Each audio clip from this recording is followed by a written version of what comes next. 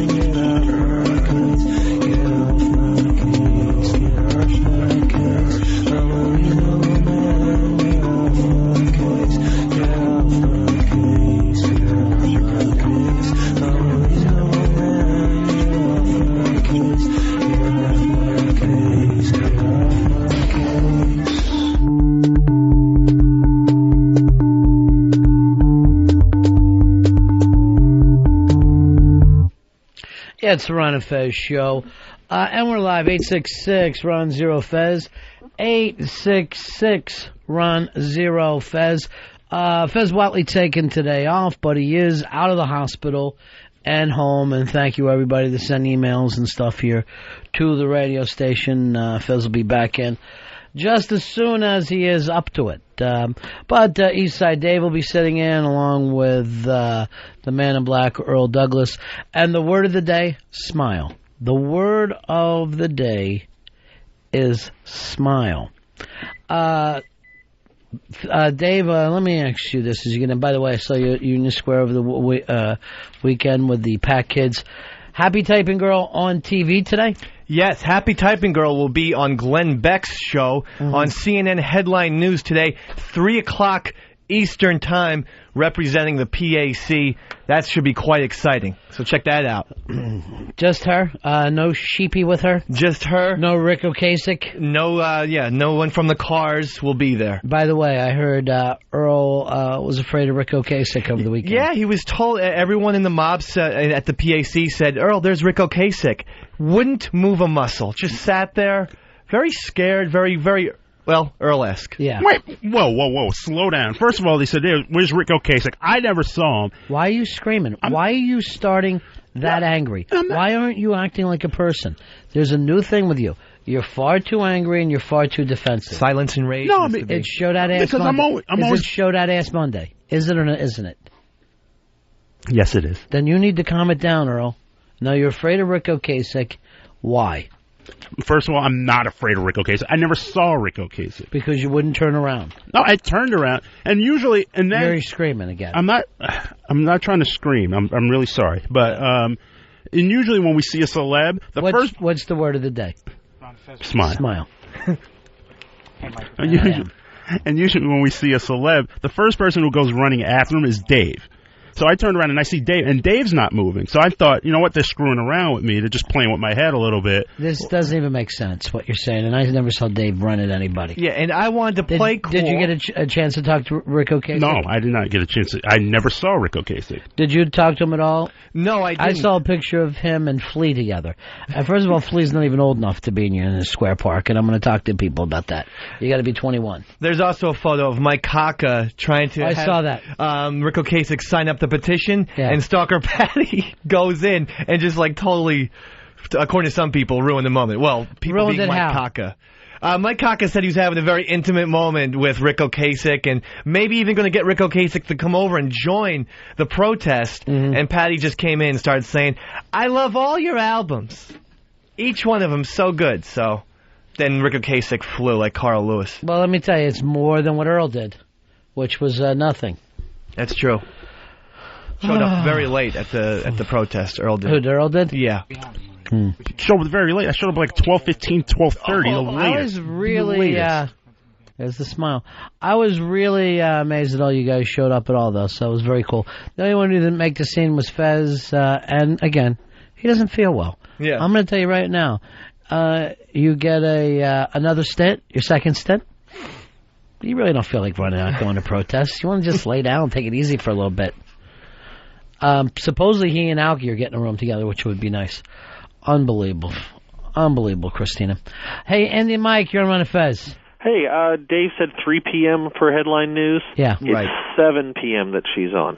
She's on at 7 p.m. Yeah, she's recording it, I think, around 3, but she said it was going to be on at 7 p.m. tonight. Where is she going, to Atlanta for this? I'm not sure. She's not on camera right now, so I can't tell. She may have already left. I won't be able to even do the show today with you today, French. So, Mike, she's already on her way to Atlanta to do this show. She flies all around. PAC represent, smile's the big word of the day.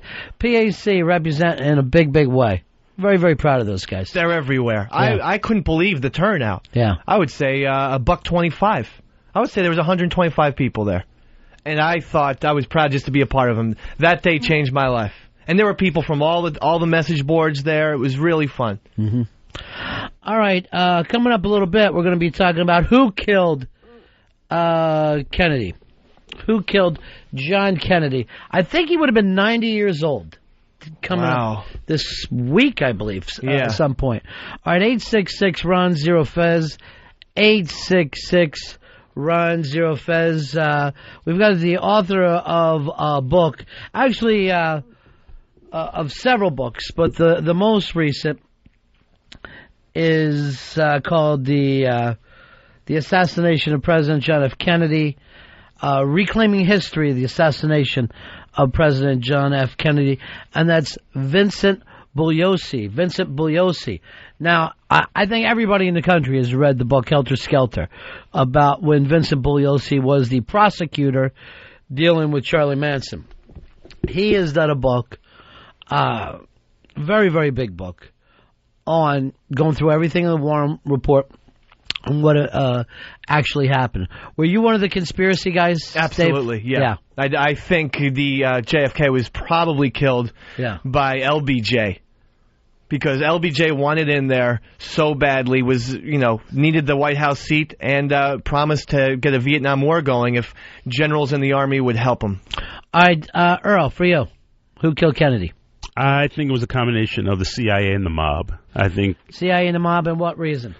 Primarily because I believe that Kennedy was going to kind of pull back militarily on a lot of things. The failed Cuba invasion was one. That was a factor. He was going to pull back on the failed Cuba. No, the Cuban invasion was one thing. He was going to pull out of Vietnam. There was a big troop buildup there. He said, you know what, this isn't going to be working. This isn't good for the country. And I just think. Am I the only one who thought it was the city of Dallas itself and mainly their sports teams? I think you would be. Because I do root against them. Yeah. I do root against them for that. 866-RON-0-FEZ. 866-RON-0-FEZ. It seems like everybody has somebody that they think was behind this.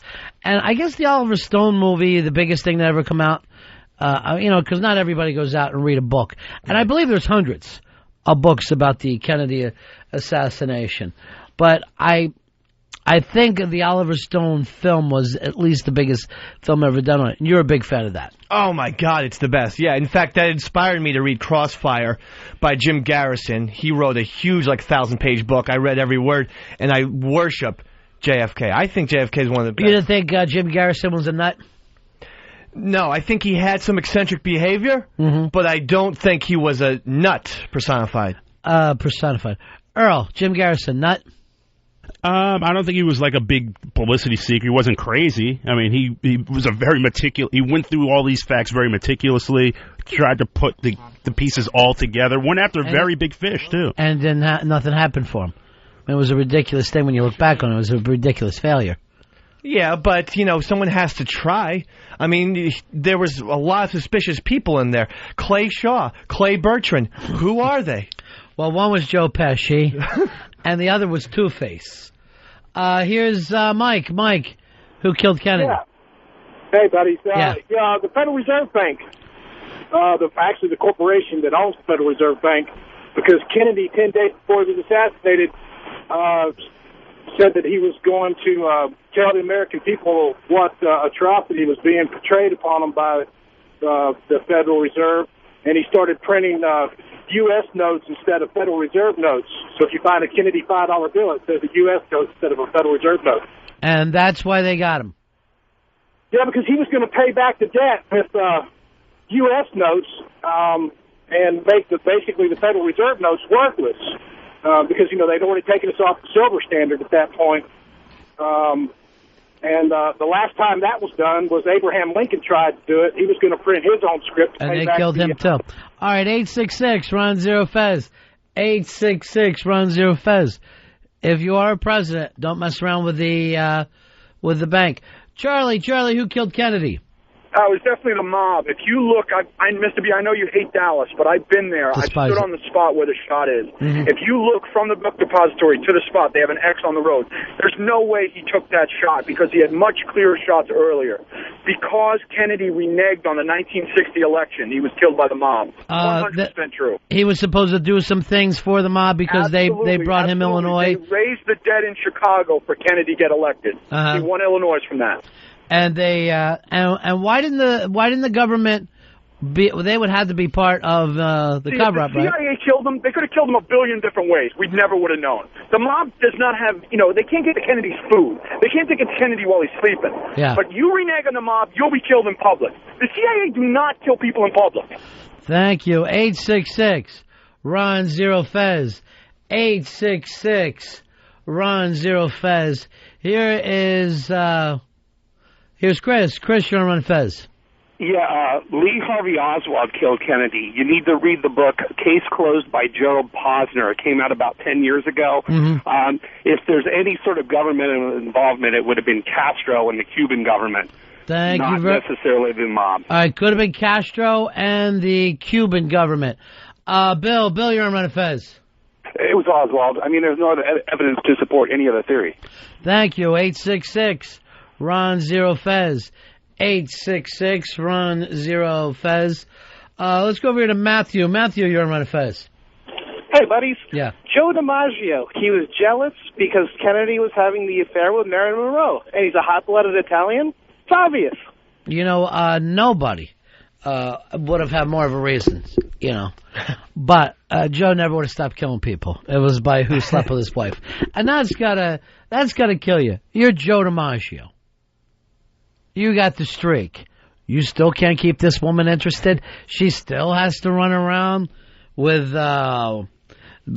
politicians, actors, writers, rat packers. That's got to drive you nuts. Here is Harry. Harry, you're on Ron and Fez. I think it was a no-good Dallas Stars and Dallas Cowboys. Go Bills. 866 Ron Zero Fez. 866 Ron Zero Fez. Josh, you're on Ron and Fez. Hey, Ron, there's a lot of theories going around about it, but I think it's worthy of a point-counterpoint between you and Earl. I'm willing to do that. Ready. Who killed Kennedy? I blame the blacks. I blame the whites. Blacks. Whites. All right, that's point counterpoint. Looked like that one came to a stalemate.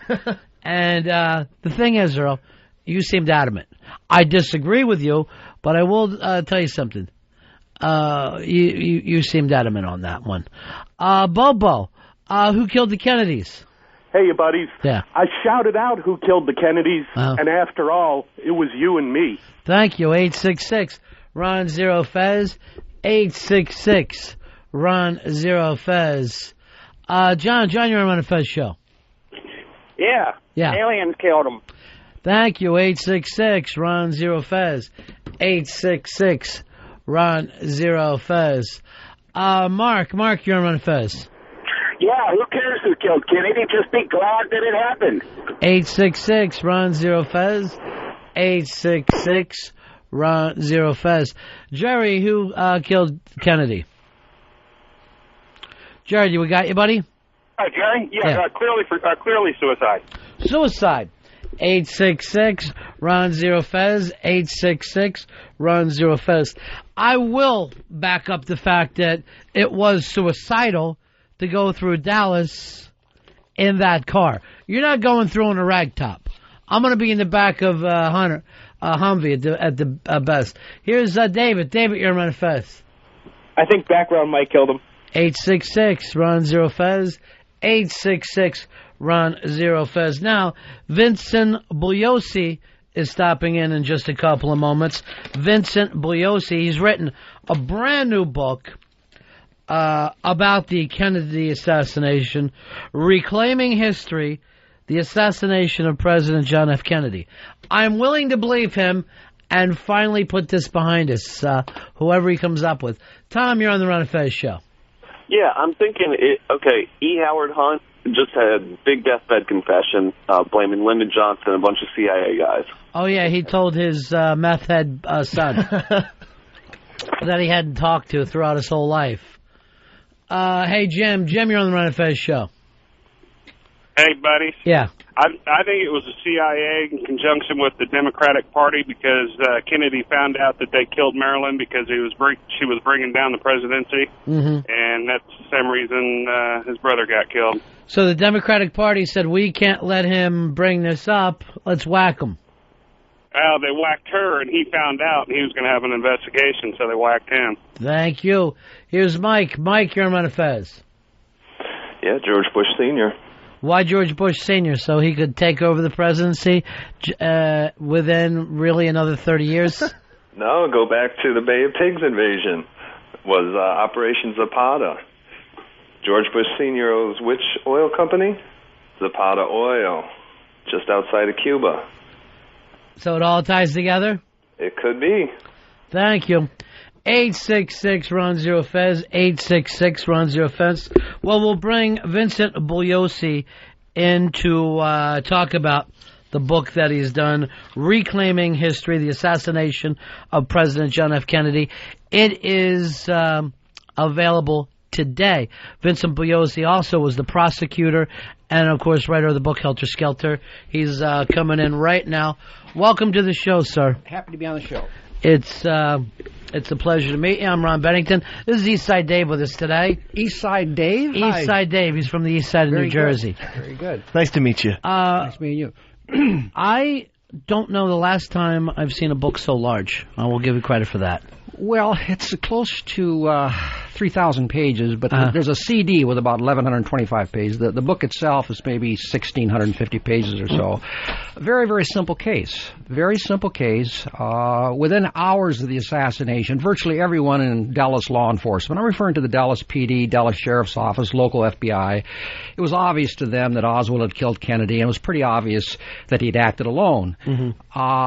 But this simple case has been transformed by the conspiracy theorists and people who have attacked the Warren Commission. They've looked at every single document, examined it in incredible depth, made hundreds and hundreds of allegations, and they've converted this essentially simple case into its present form. What's its present form, Ron? It's the most complex murder case by far in world history. Nothing even remotely comes close to it. I'll give you an example. In manuscript form, I had one endnote. I'm not talking about the main text now. Just an endnote on acoustics of about 120 pages with 60 footnotes. But at its core, it's a very, very simple case. It couldn't be more obvious that Oswald killed Kennedy and acted alone. If you'll give me a couple moments, I'll try to take these billions and billions of words and address myself to the two main issues of whether Oswald is guilty and whether there's a conspiracy. We can do it now or we can do it later in the show. Anytime you want to do it. Okay. Let's talk about the issue of Oswald's guilt. Now, again, there's been thousands of books on the case and everything like that. For my years as a prosecutor, it was very obvious that, if someone's innocent, chances are there's not going to be any evidence at all pointing towards his guilt. Why? Because he's innocent. But because of the nature of life and the unaccountability of certain things, now and then, one piece of evidence, maybe two, and maybe in extremely rare situations, 3 pieces of evidence will point towards his guilt, even though he's innocent. But here, Ron, everything points towards Oswald's guilt. In the book, I have 53 separate pieces of evidence that point towards Oswald's guilt. And under those circumstances, it's not even humanly possible for this man to be innocent, at least not in the world in which we live. I'm talking to you now and you can hear me and there's going to be a dawn tomorrow. Not in that world. Only in a fantasy world could Oswald be innocent. I'll just give you a couple pieces of the evidence. Okay. It was his murder weapon, okay? The murder weapon, by firearms tests, proved that it was his murder weapon. He's the only one that leaves the book depository building, the only one that flees the building after the shooting in Dealey Plaza. Everyone else stays there. He leaves. 45 minutes later, he shoots and kills Officer J.D. Tippit. The murder bore the signature of a man in desperate flight from some awful deed. 30 minutes later, he resists arrest, pulls a gun on the arresting officer. During interrogation, he tells one provable lie after another, showing a consciousness of guilt. So there's no question about his guilt, and if anyone says he's innocent, this person is either totally unaware of the evidence or just a silly person. Conspiracy, that's a pretty big issue. Now, again, I'm trying to consolidate or condense billions of words into a couple words. Number one, there's absolutely no credible evidence that anyone like the CIA or the mob was behind the assassination. Just naked speculation, nothing more. Number two, there's no evidence, and believe me, the FBI checked every breath this guy ever breathed, no evidence that Oswald was ever connected, had anything to do with any of these groups, like the FBI, CIA, whatever, that were believed to be behind the assassination. But let's make the assumption, just for the sake of argument, that the CIA or the mob decided to kill Kennedy. Oswald would be one of the last people on the face of this earth that they would go to. He's got a $12 mail-order rifle. He's not an expert shot, notoriously unreliable, completely unstable. I mean, here's a guy who wants to become a Soviet citizen, and they turn him down, and he slashes his wrist, tries to commit suicide, okay? Let's take it a step further. Let's engage in preposterous thinking. Number one, the mob, let's say, they want to kill Kennedy. And number two, they're going to go to this guy that they'd never go to in a million years, Lee Harvey Oswald. Let's see if where that takes us makes any sense, okay? After Oswald shot Kennedy and left the book depository building, one of two things, Ron, would have happened. Let me tell you the least likely thing that would have happened first. Number one, there would have been a car for him waiting to help him escape down to Mexico or wherever. The conspirators certainly don't want their killer to be apprehended and interrogated by the authorities. That's the least likely scenario. The most likely scenario, by far, is that there's a car waiting for him to drive him to his death. You know that's what would have happened.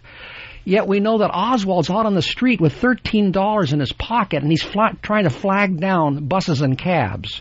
What does that fact alone tell you? Now, just in a couple minutes, I've addressed myself to the conspiracy and also to the issue of Oswald's guilt. But we can get into a lot of other things, like the head snap to the rear, this preposterous Oliver Stone who turned his thinking cap very tightly to the off position. We can talk about all types of things, but I wanted to get those things off the top. All right, so right away, by the way, the book is out today, Reclaiming History, the Assassination of President John F. Kennedy. Vincent Bugliosi is here with us. He worked on this book 20 years putting it together. And at the end, you figured out it was the mob, along with the CIA, the Federal Reserve, and the Cubans, as well as Joe DiMaggio. Joe DiMaggio's mentioned in here. I think the whole world was behind this thing. It really is. You being a prosecutor, and think of it this way: the American people are more or less a jury on this. Right. We do not believe our own government. How do we get to this point, you think, where the people aren't trusting the Warren Commission? Well, there are many reasons why they don't trust the Warren Commission, but if I were to single out the main reason, these conspiracy theorists, they have an inexhaustible passion, and over a period of time, Ron, the shrill voice of the conspiracy theorists finally penetrated the consciousness of the American people because they've dominated the debate. And they've succeeded in totally discrediting the Warren Commission and convinced the vast majority of Americans that Oswald was either a part of some conspiracy, some high-level conspiracy, or just some patsy who was framed by some exotic and elaborate group of conspirators ranging from anti-Castro Cuban exiles to organized crime working in league with U.S. intelligence. So it's been this constant bombardment. If we can go back to Goebbels, the propaganda minister of Hitler's Third Reich, if you push something at someone long enough, eventually they're going to start buying it, particularly if they have not been exposed to any contrary view. But why do people believe in a conspiracy? All types of reasons, Ron, among which is that conspiracies are more interesting. But I think we should say this also. People instinctively, in this case, want to believe in a conspiracy. In some strange reason, the belief that Kennedy was killed by powerful forces because he was taking the nation in a direction antithetical to the position they wanted him to go in, gives more meaning, in a strange way, gives more meaning to his life and death than the notion that some nut flipped out and killed Kennedy. Jackie herself, the president's wife herself, said, we didn't even have the satisfaction of his dying for some cause like civil rights. It had to be a silly little communist. And she said it robs his death of meaning. There's also the notion, it's illogical, but it's visceral, that someone as inconsequential as Oswald, how can he do something as consequential as killing the President of the United States? Here's a guy who's on top of the world. His wit, his charm, his intelligence is captivating the entire world. He's smiling. And a second later, it's all over with. And people say, wait a while, there's got to be more involved here. But there doesn't have to be more involved. Bullets are very democratic, Ron. They kill or injure whomever they hit, and it doesn't take an important person to pull the trigger. But they've got this notion that something more has to be involved. There's many other reasons why people believe in a conspiracy. I hope I've given you a couple of them. Well, let's throw this out here, too, because it is strange. And it obviously couldn't happen today, but I guess 1963 was different. Jack Ruby was able to come in and kill Oswald before we got to see, Walter Cronkite put him on the news at some point. At some point, I think people expected this story to go on, and then here's a second nut who shows up. Here's the second night. Two small people wanted to become big, and they both succeeded. Jack Ruby, as a hitman for the mob, has got to be one of the biggest jokes of all time. Here's a guy mentally unbalanced, violent temper, had organic brain damage, seven dogs, 6 of whom he called his children, the 7th his wife. Very close, by the way, to Dallas law enforcement. He loved Dallas law enforcement. He used to hang out at the Dallas Police Department. He had many friends in Dallas law enforcement. And they're going to go to a guy like this, a notorious blabbermouth. I mean, it's just a joke.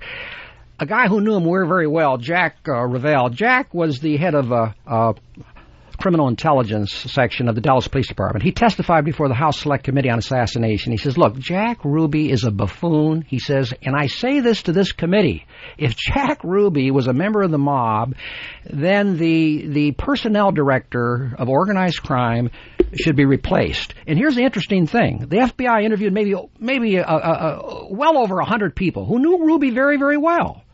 Not one of them believed that he was a member of the mob or killed Oswald for the mob. They laughed at it. It's a joke.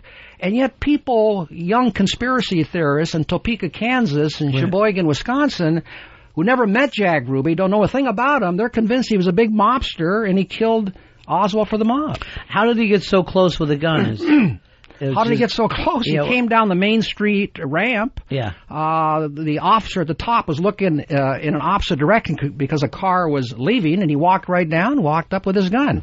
And as soon as he shot, as soon as they saw him approaching, one of them said, because they knew him, everyone knew Jack. Jack, you son of a beehive, you know. He didn't say what are you doing? Yeah. He loved Kennedy. He idolized Kennedy. His sister Eva used to live in L.A., and I used to talk to her from time to time. And this is what she told me. She says, you know, when the president was killed, she said, Jack cried more than when Ma and Pa died. So there was this love for Kennedy. In fact, he said someone had to kill that son of a... He loved Kennedy, hated Oswald. It's a long story, but believe me, anyone who knows Jack Ruby thinks it's a huge, huge joke, except people like Oliver Stone, of course. Well, it's a good thing you brought up Oliver Stone. Who's another joke. Because he's convinced my coworkers here that Jim Garrison had some kind of a case. You being a prosecutor yourself, you've looked this case over. What did you think of it? Well, I wrote to 2 of the people that worked for him and said, you know, I can't find anything redeeming about the prosecution. I'm writing a big book, and if you can justify anything that you did in this case, please let me know. And I didn't hear from either one of them. The New York Times said it was one of the worst miscarriages of justice in American history. He was in his legal grave. I'm talking about Garrison. And then Stone comes along and resurrects him. He actually was engaging. I'm talking about Jim Garrison, in intimidation of witnesses, putting them under truth serum with leading questions, hypnosis, bribery, all types of stuff. It's nonsense. Oliver Stone, you know, I have no trouble with someone fictionalizing history, okay?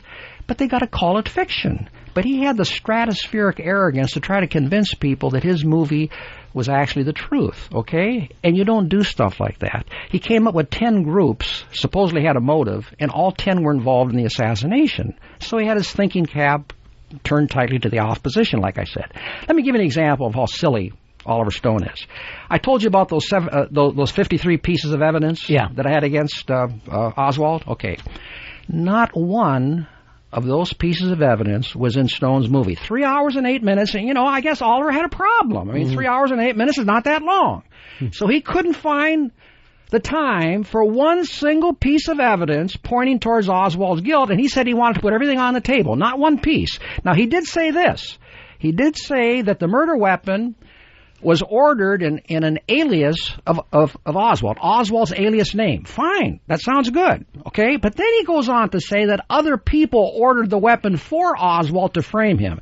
Not one single piece of evidence. Now, let me tell you something else about Oliver, just to show you how silly the guy is. According to Oliver, there were 3 people, 3 professional gunmen. I mean, if the mob's involved or the military industrial complex or the CIA, they're going to get some top rifle guys, right? Okay.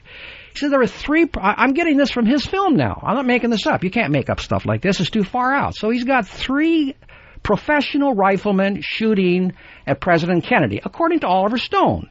And he says it's like a turkey shoot. Why? Well, the limousine is traveling 11 miles an hour, very, very slowly, close range.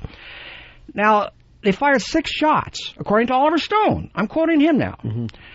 Where are they aiming? Well, if you're trying to kill someone, you aim at the head. That's the most vulnerable spot on the body.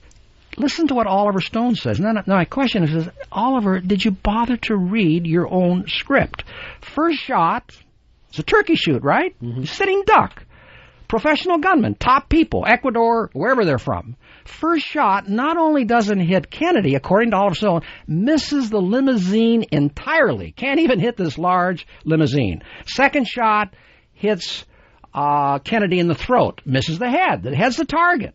Third shot, upper right back. Again, Oliver misses the target. Fourth shot misses Kennedy completely, hits Governor Connolly. Fifth shot, again, this top rifleman shooting at less than 100 yards, misses the entire limousine. Sixth shot, the only one out of 6, hits Kennedy in the head. So, Oliver, I say to you, you're 3 guys firing at close range. You say it's a turkey shoot, and only 1 out of 6 shots hits the target. That's embarrassing. I say this about Stone. A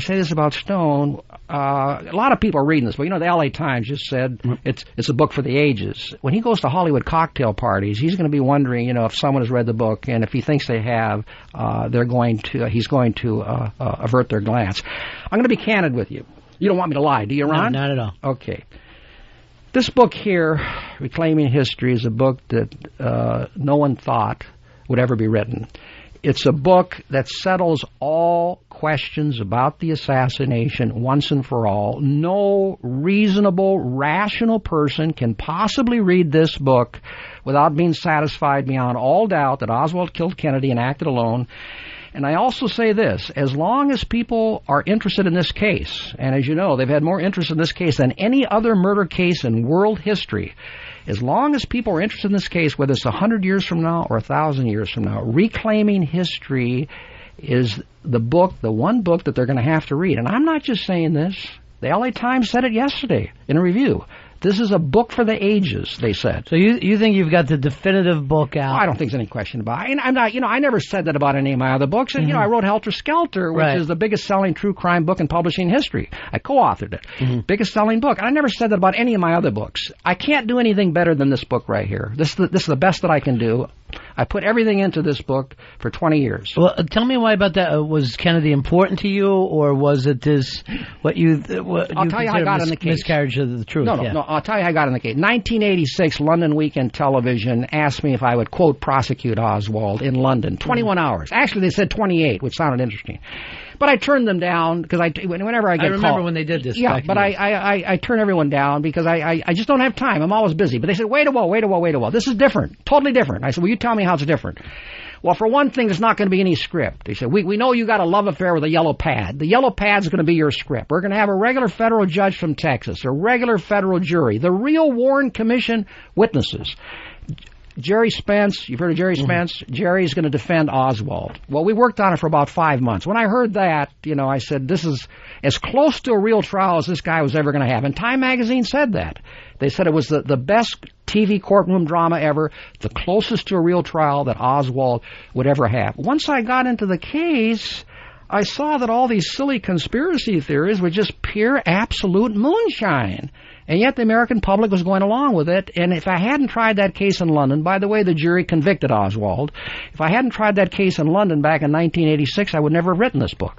And it took me 20 years to write it. I've done other stuff in the meantime, but virtually every day I did some work on this case. The last 7-8 years, not round the clock, but all my waking hours. 7 days a week, 70, 80, 90, 100 hours a week. Why? Not because it's a difficult case per se. At its core, it's very simple, but it's been made difficult by these hundreds and hundreds of allegations. Is there anything that you thought the Warren Commission maybe did wrong or could have done better? Or I think one of the problems wasn't a lot of this stuff taken away from public viewing for many years, a lot of the evidence? A total misconception. Yeah. 99.99% of the American public believe they believe that the Warren Commission sealed the records. Why are they sealing it? Well, I guess they're trying to cover something up, okay? 100% wrong. Number one, the Warren Commission published the testimony of every witness who appeared before it. That's all published in the Warren Commission volumes. Also, hundreds and hundreds of documents are in the Warren Commission volumes. With those documents that were not in the Warren Commission volumes, they were turned over to the National Archives, which is what you do, for safekeeping. The cover letter, which I got in the book here, the cover letter from Warren said, I want the fullest possible disclosure of these records to the American people. Now, you're aware that the American people think that Warren sealed the records. Right. The cover letter says, I want the fullest possible disclosure. The records were, in fact, sealed originally for 75 years. Why? I'll tell you why. And people just don't know about this. There's an old National Archives rule. It's a National Archives rule. It has nothing to do with the Warren Commission. That records turned over to them by federal agencies who publish a report, when those documents or records are not in that report, then we're going to seal them for 75 years under the belief that that's the average lifespan of the American people. So it was the National Archives rule, nothing to do with Warren, that resulted in these records being sealed for 75 years. Now, since then, the Freedom of Information Act and the JFK Act of 1992, all of these records have been seen either by the Assassination Record Review Board or the House Select Committee on Assassinations. Both said there's no smoking gun in there. 99 and 9/10% have been released to the American public. The other small fraction of 1% has been released, but it's been redacted. There's certain things redacted. Even those redactions, however, are going to be eliminated in the year 2017. But there's another misconception that everyone's been operating under. The Warren Commission sealed the records. Wrong. They did not do it. And the Kennedy family has always accepted what Of course they have. Of course they have. Of course they have. And it's very, very interesting. The book is, the definitive work now. The definitive work. Vincent Bugliosi has worked on this 20 years, reclaiming history, the assassination of President John F. Kennedy. It's released today. Is that correct? Yeah, it's out there today. And when you're talking about the definitive book, here's what the LA Times said yesterday. At last, someone has done it, put all the pieces together. From this point forward, with reclaiming history, no reasonable person can argue that Lee Harvey Oswald was innocent. No sane person can take seriously assertions that Kennedy was killed by the CIA, Fidel Castro, the mob, the Soviets, Texas Oilmen, or his Vice President Lyndon Johnson, all of whom exist as suspects in the vacuous world of conspiracy theorists. Reclaiming History is a book for the ages. That's the Los Angeles Times yesterday. Thanks so much for being on the show. Real pleasure being on the show, Ron. We'll take a break. Right back, Ron and Fez Show. It's the Ron and Fez Show, XM 202.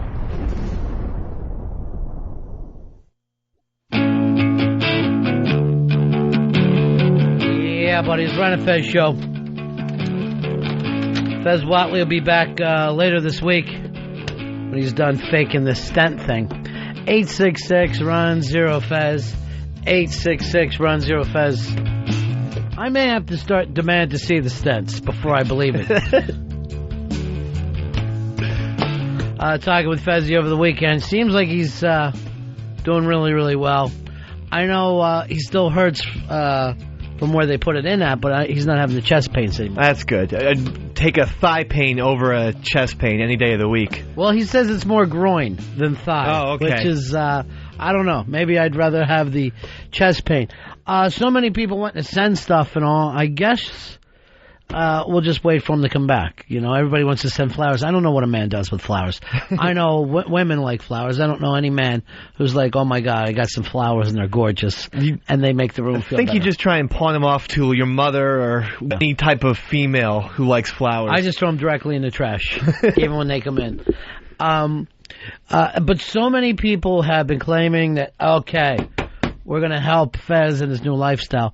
And Vinnie Cooper claims that she is going to find us all health food restaurants in the area. Bullshit. What? Bullshit. Because Please, French, stop. Little Hobby Hobberton, she can barely walk. I love her to death, but, you know, she has bad knees. No. We got to take a step back. Okay. No more teasing her about that. No more okay. About any of her physical ailments. No. Because her ham and egg friends pick it up, act like they're Ron and Dave. Oh. And then, you know, that annoys her. Okay. So she hadn't talked to me for a couple of days because I brought up about one specific thing.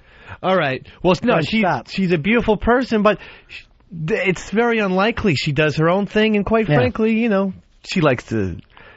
Didn't you were even telling me the other day that for you, now that you're engaged to be married, Vinny was one of the ones that got away in your mind. Oh, yeah. You had a little fantasy going to her. Yeah, I mean, she was always one of my favorite Ron and Fez girls that... I always liked especially when I was going out with Westside Claire. Yeah. That relationship wasn't happy, so I would fantasize and spank it to the Ron and Fez girls. And you know, she made the rounds quite a lot. Wow, I had no idea. But we're still But you don't think she's going to show up with the menus? No, I don't, because it's just not in her, Mr. B. Yeah. She likes to have a couple glasses of wine. She likes, you know, the accompaniment of others, but I don't see it. See if we can get Vinny on the phone today. And I'm kind of believing with you. Now, I may have to get rid of Pal Talk. French has fucking destroyed me today, and I'm dealing with Vincent Bugliosi all morning, who, believe me, is a guy that, Helter Skelter was one of those books that I probably read twice when I was a kid. Went through a weird Manson thing. I think all young men... Yeah, I think all young men go through some kind of... either Manson or weird serial killer thing. I concur. Mine was, hey, what's it take to have a cult? And what are you going to do to get the broads to do what you want? Yeah, no, I totally agree with that. But he came in here. He's a prosecutor, successful in 105 out of 106 cases. The only one he lost, Texas, in the Rose Bowl a couple years ago. Dropped that one. But other than that, he had a winning streak going. So he comes in, and obviously he knows the material. But then he locked eyes with me and never unlocked the whole time that he was in here. So he's a very, older guy, mid-70s, but a very powerful presence. Don't you agree? Absolutely. You might as well have been watching F. Lee Bailey or Clarence Darrow or just like these all-time great lawyers. Yeah, that's a lawyer trick that he was doing on you. And it actually worked. It was very... Yeah. I just felt like only he and I were involved in this, and I found myself like I wanted him to I might have to just get rid of this because it's too much, but I found myself wanting him to be right no matter what. Now you guys ran and hid with your Jim Garrison bullshit because he acted like Jim Garrison was a retard. Yeah, I know. Well, I couldn't throw... He was doing some Jedi mind trick stuff. He was, no blinking and just fact after fact and really made... and I was disappointed to hear how retarded also he made Oliver Stone sound. Well, Oliver Stone is a retard. No, I saw Oliver Stone... he's not a great filmmaker. He's too broad for me. Okay. I think he's a good filmmaker, and he's enjoyable, but he shouldn't be doing nonfiction stuff. It doesn't make sense. But the one thing is, he doesn't call it a documentary. You know what I mean? Shakespeare... It's set up like it's a documentary, though. Here's the thing. If you... And I always have problems with the biopics for this. When they're acting like, well, we took some, leeway. So why call it the John F. Kennedy, thing? Right. Why not say this is about President Smith and then do whatever you want and have it seem like, hey, this reminds me a lot of the Kennedy thing. I have no problem with people doing that. Yeah, but that won't be as interesting to people. Shakespeare wrote Richard III, and Turd. But he wrote plays, based on history and then took some... So what? Shakespeare doesn't make it right either. The thing is, Richard III I have no fucking interest in. But some of these biographies that come out now that are presented as truth, and let's say you guys, you wouldn't have heard of Jim Garrison before, and yet you both came out and said, well, Jim Garrison did the right thing. Now, I don't know whether he did or not, but you're like, hey, at least he did something. Where here's a man who is a prosecutor, and was a prosecutor in Los Angeles for many years, who said the case is just nutty talk. You know what I mean? Like, just saying I accuse someone, not enough. Interesting guy. reminded me of like a Tom Landry. It's like a throwback, like you don't meet guys like that in little gray suits who are just all fired up. Ron, can I tell you something? Wouldn't you believe that, Ron? Yeah. Wouldn't you go for that? I'm like, yeah. Yeah, he's guilty. You know, I'm ready to go back in the jury in the other room and send Oswald away. All right, we got Vinnie Cooper. Vinnie. Hello. Hey, Vincent, what's happening? How are you doing? Now, we remembered the other day you said that you were going to be in charge of getting us healthy menus. Yeah, well, I'm really frustrated when Earl or anyone says that they can't find healthy food. I mean, right. 57th Street in Manhattan, I work nearby, I live nearby. There's a million places. So I'm putting together a nice little book. I agree with what you're saying, and if Earl was any kind of producer or friend to Fez, he'd be worried about that. Earl comes up with two things. You want pizza or burgers? And but by the way, I never want to hear about Pump again. You can't do Pump every day. Okay. The occasional, right? But the food's not out of this world. There. No. Okay, but Pump's out. I'm not saying they're out, but they're not. Hey, you're lucky you have Pump, right? Because we tried that with them before. Huh? And there's so many places that deliver beyond that exact, like 5 feet in either direction. Oh, Earl, good one. Oh. Yeah, I'm going to help you guys out. But here's the thing, Vinny. Beyond that, Dave said that you wouldn't do it because you're somewhat of fly-by-night. You're a night person. You're a Florence Nightingale. There's no harm in that, but you like to go out. You like your cocktails, don't we all? But wait, Florence Nightingale was a nurse. I don't think that's the right reference. Oh, well, I thought she was a booze hound. No, she wasn't. No, she was a nurse. Well, whatever. The whole point is, I know you like to go out in the wee hours of the morning, and that's cool. So I don't know. I don't see you having that kind of energy to be getting the food every day. I also I'm not buying you food every day. Slow down. No, she's just getting us the menus. And you're saying that she won't do it. No, she's not going to even do that. What date are we looking at, Vinny? I think later this week. I already have a book and folders, and I'm organizing it. You are the exact opposite of Earl, who still will not come up with an organizational tool. I can't help his heart, you know. I can't put another stent in or fix his arteries, but this is something I can do to help. So it's beautiful the way you put that. All right, and by the way, Vin, one more thing. What? Did you know that Dave used to have a big crush on you? Oh, Mr. B. Wait, did he? I missed a little bit of the show. What did he say? Well, he said that the time that you ran around where you were like, hey, this is my buddy, my pal Dave. Yeah. He was, I'll go so far to say, in love with you. Wait a second. Oh, no. No, I didn't say that. In lust. Oh, that's silly. Yeah, I'd say in lust. Maybe a little bit. A little bit. I like the way she's still blowing off your feelings. Like, stop being stupid. I know. That's always the way it is with me. I will grope her, and she just thinks, he's just being fun. Yeah. And because otherwise I would feel guilty, and I don't like that feeling. So it's easier to just kind of laugh it off. Deflect the truth. But I would go home a night after maybe going out drinking with you, and I would probably spank it to images of you and me. Seriously, doing things on a pool table like 3 or 4 times. Why on a pool table? Sex, by the way, is what I meant. Thank you for clarifying. Now, why on a pool table? Because you can't afford a hotel? No, because we played pool a few times. Went out to the bar. Sure, we went out to the bar. Remember when we went to that Chinese place? And then and then we played pool. We did it. We did that like 2 or 3 times. Oh, I forgot. Yeah, well, I find that flattering. That's because there was nothing to you, Vin. I know, this is terrible. I remember like it was yesterday. Oh, I do remember that. Did you ever like me in the kind of a way? I mean, you... Well, I think that and this is the truth, I think that I always thought you'd get back with the old one, so I didn't want to, like, mess that up by being the girl who was there in between. But, so, okay, what if she was subtracted from the story? Would you... eventually throw enough. What if he hit the lottery and had 2 books written and was able to direct films? Yeah. And got a head transplant. Yeah, what if that happened? Yes, then she would have been with you. Then she would have been. By the way, I don't know what's going on in your head, but it looks like somebody beat you with a ball-peen hammer about the head. You've got red blotches all over. I'm sorry. Scary. I will see a dermatologist. Yeah. You bring it up every day. Well, my complexion is... It looks like somebody hurt you. No, in all honesty, my complexion is so bad in the warm weather. So you look forward to this for fucking 5 months. I need some white makeup is what I need. Even Melinda was telling me that. Like silent screen stars would wear? Yeah.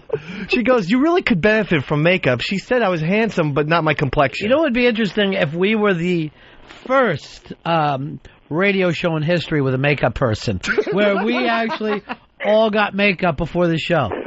That would be, Lily could be right there. Oh, by the way, Earl took a black and white picture that was pretty cool the other day of me, Mikey background, and Perry Farrell.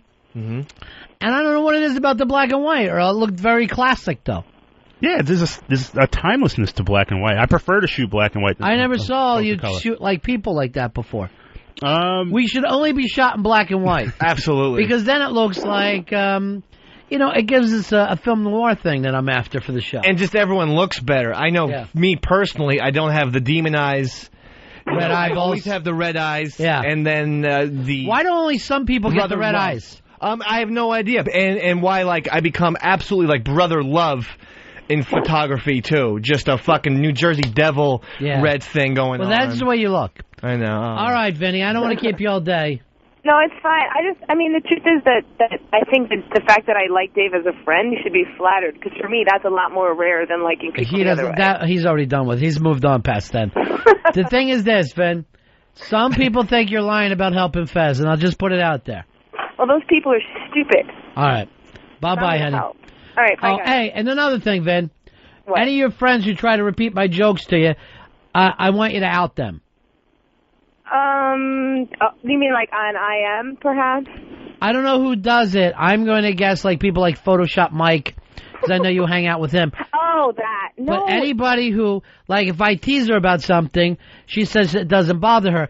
But then they start to tease her about the same thing. I see. And it annoys her. Yeah, that makes sense. All right, I'll start keeping a list and let you know. But I mean, I don't like she's like, people are doing this. And I go, what fucking people? And then she won't tell me. Well, so that's annoying to me. Again, it's all about timing, because you can do it way, and then when Earl... I have fantastic timing. Yeah, and then Earl will repeat the same thing, and he'll just be like, you're deaf! Yeah. By the way, hey. This Vincent Bugliosi loves me. Yeah? Yeah, he was telling the booking people, and I think he also told Lily. We'll bring Lily in and hear good reviews that I got from him. So either A, you have to tell me, or you can't bring up these stupid stories. All right, I'll start keeping a list. All right, bye-bye, honey. All right, bye, guys. She wants me. Who? No, she really doesn't. And that whole thing about being a friend is better than sleeping with me, that's the worst. That's the worst thing anyone can You can't orgasm as a friend. It's impossible. Well, you did with Earl. Rich, you're on Ron and Fez. Hello. Yeah. Hey, Ron, how's it going? Good. Good. Hey, great interview with Vincent Bugliosi. But what I want to know is, when he looked at you, did your watch stop working? No, but his did. Which is really odd, which he said hasn't happened to him since Manson. And I'm amazed by that, but I didn't hear the first part. So you know what I really should have done was get even for Manson after all these years and say, look, this is for Charlie. Would that have knocked everybody else out of the paper for a couple of days? It might have really taken the heat off. What exactly did he say to you, Lily? Vincent? Yeah. He was just talking about the book, and talk about what he said about me. Oh, he said that it was a great interview. Thank you. That's enough. That's all I really care about. I don't care about him and his book. The best interview. He can't stop talking about his book, though, wherever he goes, right? Oh, yeah. And the anti-Oliver Stone is something doing in the hall. Enough. The Oliver Stone. I loved him bringing out his own clippings. I never saw anybody read their own press before. Like Owen Wilson and Royal Tenenbaums. Yeah. It's like Wildcat. Yeah, he was highlighting it, too. He was like, I'm going to say this. Yeah. And he was like, well, I was so pissed because they say when I get to 3,000, Whackbag is going to give me a line of the day thing. If I would have had that book, I would have said, look at this fucker. Yeah. Sit there and tell me you came up with 3,000 funny lines. It's about as thick as Reclaiming History, I'll tell you that much. Or if you go over to ronfez.net, there's like a couple of, like 140, which really breaks my heart because that's named after us. But that's a website that doesn't care about the show? They go up and down, and right now they're in one of their down cycles where it's, I don't like Ron. Really? Yeah. Lily's the only one getting good heat over there. Yeah. Believe it or not. Shocking. They hated me. Yeah. Yeah. I don't know. I think it's since you started cursing and talking about some of the your masturbating sexual... and stuff. Yeah, when you brought up masturbating, they loved you. Yeah, all of a They're sudden. like, she's so smart. She's intelligent. Yeah. Yeah, who knows? But. By the way, I need you to talk to French, or I might not be able to do the show anymore. It's too much. I had to send her away today, but, I got to be able to do a show. Mike, you're on Ron and Fez. Hello? Yes. Was this guy saying that Lee Harvey Oswald shot the president and that was it? Yeah. Okay, he's out of his mind. Where's the president's brain? I have. What are all the fake pictures of the autopsy that they show wax everywhere covering up the holes? Here's what I want you to do. Pick up the book. It's gigantic, by the way. It's got to be $4,000 to do that much work, but Reclaiming History, the Assassination of John F. Kennedy, it's released today. Pick up the book and check it out, because I have to admit, I never read the Warren Commission thing at all. No, I mean, this is going to be good, because this is like, I think maybe a little bit of a director's commentary, a DVD sort of thing, where they explain the Warren Commission. Do you remember when John Kennedy Jr. had that little political magazine of his? George. No, it was John Kennedy. George. I know. I'm still a little joke with it. It's a little fun, right? Yeah. Yeah, it was called George. He was interviewing Gerald Ford and asked him about the Warren Commission. And Gerald Ford was on the Warren Commission. And Gerald Ford look, John, I want you to know something. Exactly what is in there is what happened to your father. I would tell you if there's any difference. Really? Yeah. And this had to be 7, 8 years ago when I read it. I thought to myself, Gerald Ford, who always seemed to be, whatever you think about his politics or whatever, seems like he was a pretty upstanding guy. I can't imagine being able to lean into someone's son and say, look, that's what happened to your dad. I want you to know that. You know what I mean? Right. But what if that was a cover-up, it would make Gerald Ford the worst person alive to me. Yeah, but Gerald Ford could have been out of the loop. I mean, He was on the Warren Commission. But that doesn't mean that every single person on the Warren Commission knew what was going on. Yes, it would be. Because it would be your job to get to the bottom. Part of the cover-up would have to be the Warren Commission was covering up. Well, they could have a couple bottom feeders on the Warren Commission and then have, Earl Warren. I want you to read this book. I will. Earl, do you have another copy of it? Yeah, there's one in the office. Go get it for me. Bring it in, because I want him to see how much work that he has here. Now, reading isn't one of my strong points. Or talking. Or thinking. The only thing you're good at is blotching. And drinking. Well, he's not good at drinking. He drinks. Look at the size of this book. Oh, my God. This book has got to weigh a couple pounds. Couple? Yeah. Here's a DVD. Earl says, no, they never gave us any DVD. There it is right there. Oh, I didn't see it in the inlay. Because you never cracked this fucking book open, Mr. Producer. Yes, I did. I cracked the book. Then how do you not see this? Eyes are going bad. I don't know. You a fucking liar. You lie and then lie about lying. I'm going to tell you something, Earl. I don't mind the lying, but stop lying about lying. Well, I didn't see the DVD. You didn't see the DVD? It's in the front fucking cover. All you had to say is, I didn't open the book, Ron, which you obviously didn't. Instead of saying that your eyes are going bad, the lies you told about Fez, and now the Rick Ocasek lies. You're becoming fucking insane, Earl. I don't want to stop for it. Now, this is your job to read this book. Okay. All of it. No! No! Fuck! You could actually kill somebody with that book. Oh, my God, that was worse than any cowbell. Really? Yes! Worse than this? Because it took... Oh, wait a second. Damn it, the knee. It's a fucking knee. What happened? It's always with the fucking knee. Well, I like to stand on low so you can't lift the ball up out. Fuck. Fuck this. Fucking knee. Yeah, it's funny, Lily. Isn't it funny? Laugh at him, get bruised up. Oh, it's hilarious. I'd like to see you bruised up, Do Lily. it again. Now, what are the blotches on his head? What is that about, Lil? Stop pointing them out. Every time you point out, they get worse. Do they? Yes. They're like lie blotches. They're not blotches. Pat, you're on Ron and Fez. Ron, Yeah. I'm on the road patrol again. Yeah. You're letting him off easy again. Why don't you whip that cowbell at the black guy for a change? Well, here's the thing. Lying He's to you once behind. again. He's making a fool of you. Yeah, he's behind a bulletproof glass. But why would he do this? And I don't want to go back to him. My eyes are going bad, so I did not see the DVD in the book. He does it because he's crazy. Mm-hmm.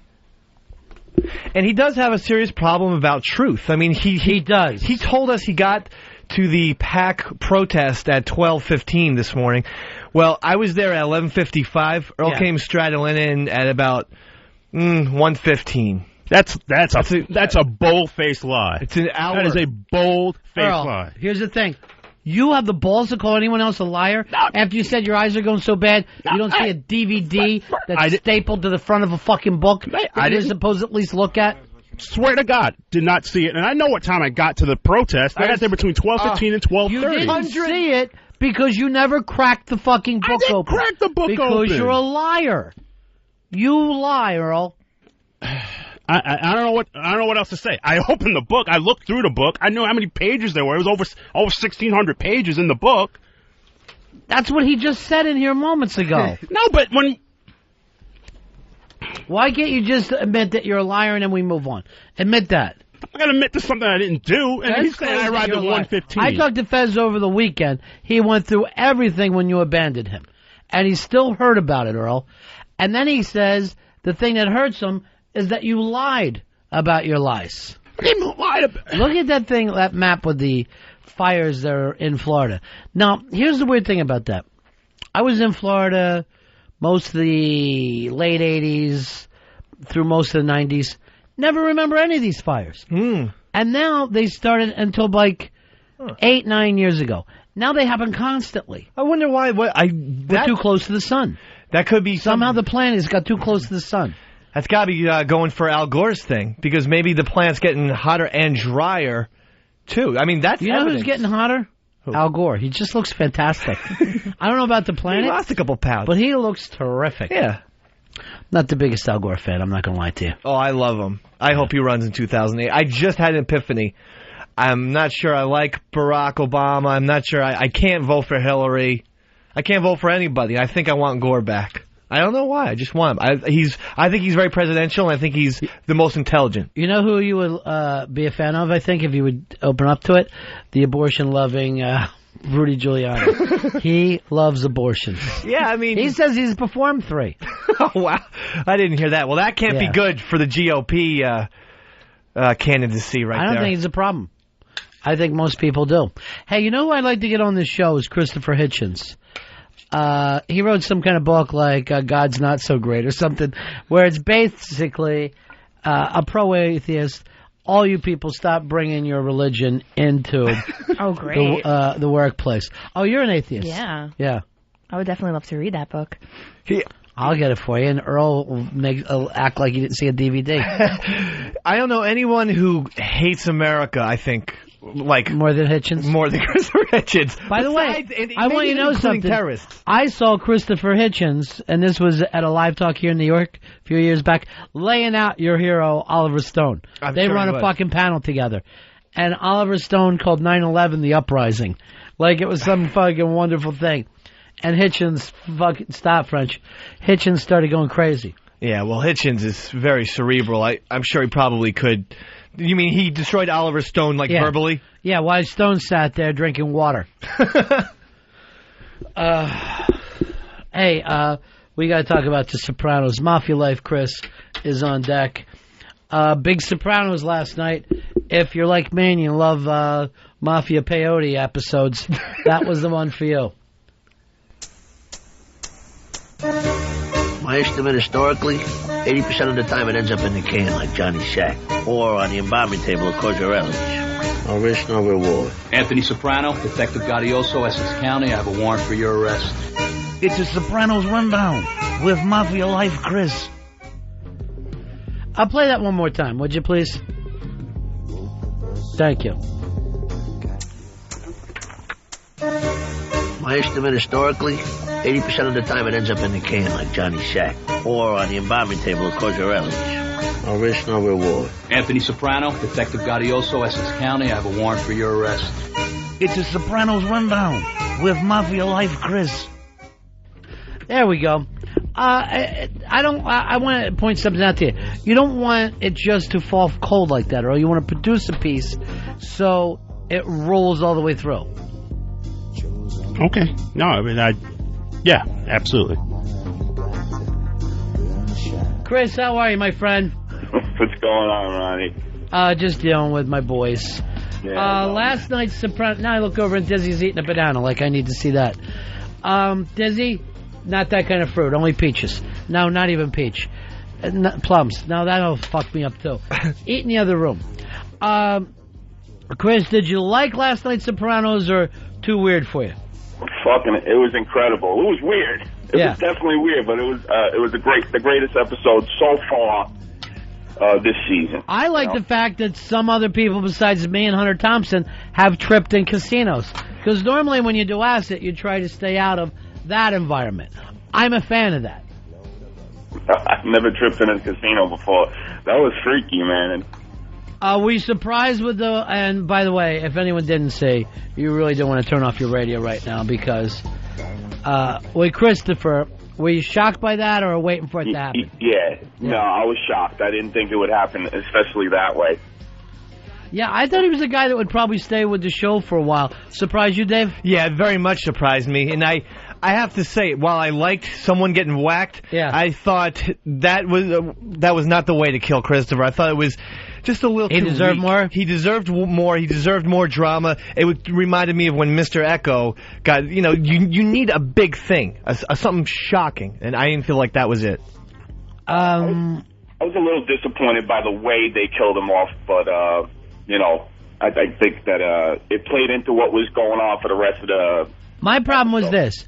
Because I felt like the show stayed around a little too long, I didn't have that great feeling of loss like I did when Big Pussy got killed. And by the way, again, Tony's the best fucking actor. The way his eyes turned dead during that, like a shark's eyes, was absolutely frightening. People forget and they get upset and they're like, well, you tried to bring up before about snitching and the honor code of it. The reality of it is this. Tony's a fucking psychopath. He's a maniac. He's not a good guy. He's incapable of some of the feelings that he professes to have. Yeah. Things about loyalty is all a lie. Each person in that gang. And Paulie's the guy who pulls it off well. It's only about himself. It's only about me. Hey, and that's what I liked about him not caring about killing Chris. Mm-hmm. Yeah, he's a serial killer, sociopath. He is. He's a fucking... He didn't think twice. I mean, he's got a bond. I mean, all season, many seasons before, he's talking about this bond, this brother bond that he had, and with Christopher's father. And all it took was a little bit of remembering that he could possibly rat him out, or remembering that he was possibly a drug addict, liar, and took a look at the baby seat without the seatbelt in the back, and he just put his hand over his face and just let him bleed to death, choke on his own blood. The thing with those mafia guys is they are prone to kill their own. You know what I mean? Like, most of the murders that you'll hear about those guys having are people that were allies at one point. On toes, yeah. It would be just like me going, look what Earl did with Fez. Dave, I want you and Bronx Johnny to act like you're going to lunch with him and then cut his throat. Would that seem fair to you, Earl? No, not at all. It would be the fairest thing in the whole world. It would be the fairest thing that ever happened. Well, Lily would step up and then things would get done.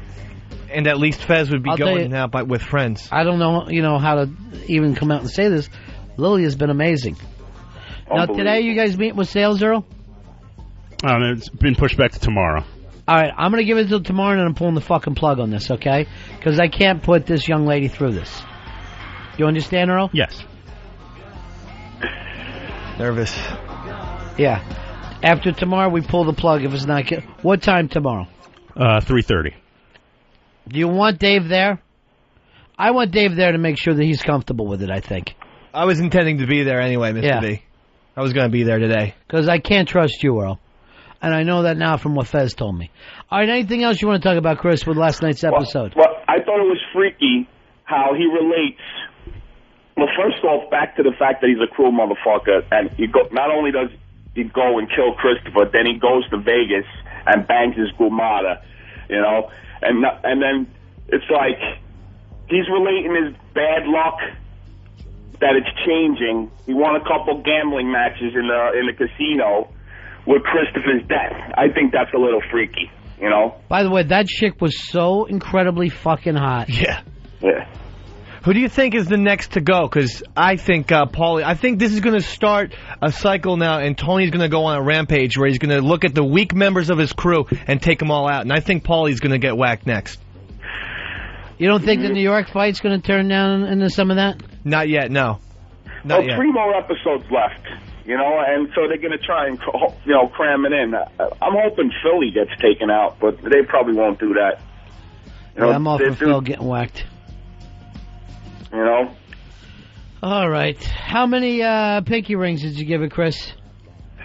I'm bringing back the pinky rings. I'm giving it 9 pinky rings. 9 out of 10. The perfect 10. That's surprising because it was a very odd episode.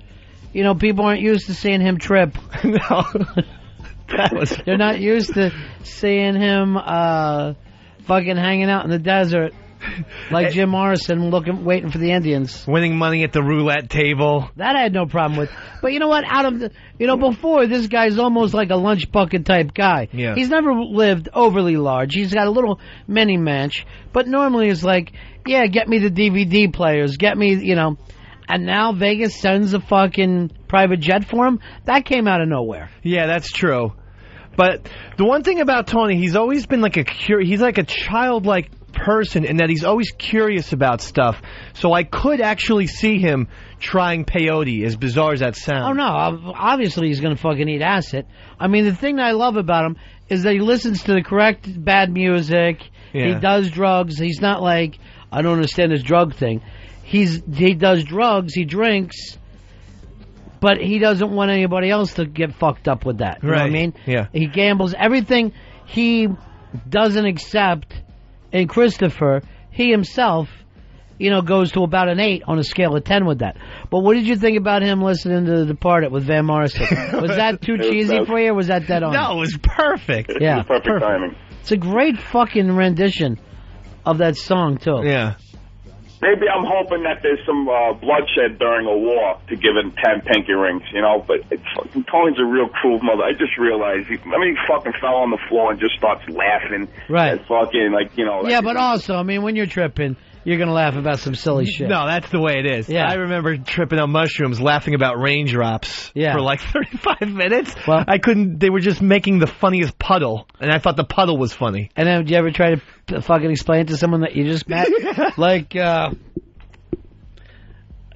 weirdest thing, too, one time I laughed so hard tripping that I fucking got scared that I couldn't come out of it. Like, I'm never going to stop laughing. And then I literally thought I just turned into a laugh. I was just a laugh and had nothing else going for me but the laughter itself. Fucking mescaline does that for me.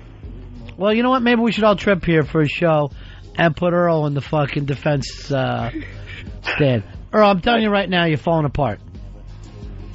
I'm trying to hold it together, but I'm always... When you lied about the DVD, that got to me. And you blamed it on your eyesight. No. I finally went into... He lies just to lie. He lies when he doesn't need to lie. He gets off on it. And it's bugging me. It's bugging me. Let me take a couple calls here. Scott, you're on Ron and Fez. Hey, buddies. Yeah. Hey, I was wondering, what do you think's going to happen with AJ? I think he's going to kill himself. Well, AJ... First of all, the change has been way too fast. Now they act like he is attracted to violence, where before he never was. Yeah, and he does it so quickly, and then he reverses too quickly. Just he goes back and forth. Yeah, he's got some kind of bipolar issue because he was crying about how the world is all cruel to his shrink. Yeah, what the fuck? Stop being such a big crybaby. You got some great new friends who are helping you burn off toes. Speaking of the kids, I mean, Meadow has not been... She's been in like 7 total minutes of this season. That's plenty. Seriously. What are you supposed to do with her? I don't. I mean, know. unless she's dating one of the guys, what are you doing? Hey, she was involved in some great subplots when she was on the soccer team in like season 3, and you know. Tell me your line. The soccer team was a great subplot. That was great. The coach had sex with one of the... Dave. It doesn't even make sense. That was one of those naked. fucking awful cul-de-sacs that we went down for no reason. All right, Chris. They need a new season. They need another. No, I'm done with them. I'm fucking done with them and almost done with Entourage. Oh, fuck. All right, guys. I'm ready for John from Cincinnati. That's exactly what I said last night. Yeah. When I saw the preview, I thought it looked awesome. You know what my kid said to me? Oh, let me guess. Another show where people are trying to find their destinies. And I'm like, yeah, I am annoyed with that, too. It's the whole Lost. It's the whole Heroes. You're always destined nowadays. No one has any fucking free ideas. But he was floating above the ground. I understand. That's so cool. Mm-hmm. All right. Talk to you later, Chris. Take care, guys. Tell RonFez.net to calm down. It's not a fake Brooklyn accent. Wait a minute, what happened? I didn't know about this. I don't know. I thought all the boards were getting together. I thought HTG and Mikey Boy have brought everybody together in love. That was in the plan. They're all together. But as you said earlier, you know, there's a little bit of feelings. You know, there's some people over there don't like. This guy read something, Mike D, or something. He didn't. What did he say about you, Mike? Oh, Chris. Oh, he's just telling me he can't wait for Mafia Left Chris's, not to get it. He doesn't think I get it, Ronnie. Apparently, I'm supposed to know real life Mafia history to do a Sopranos review. All right. Talk to you later. But you know what? We all need to pull together. Now more than ever. And I thought I saw that on Saturday. I was very proud of HTG bringing people together to do something positive.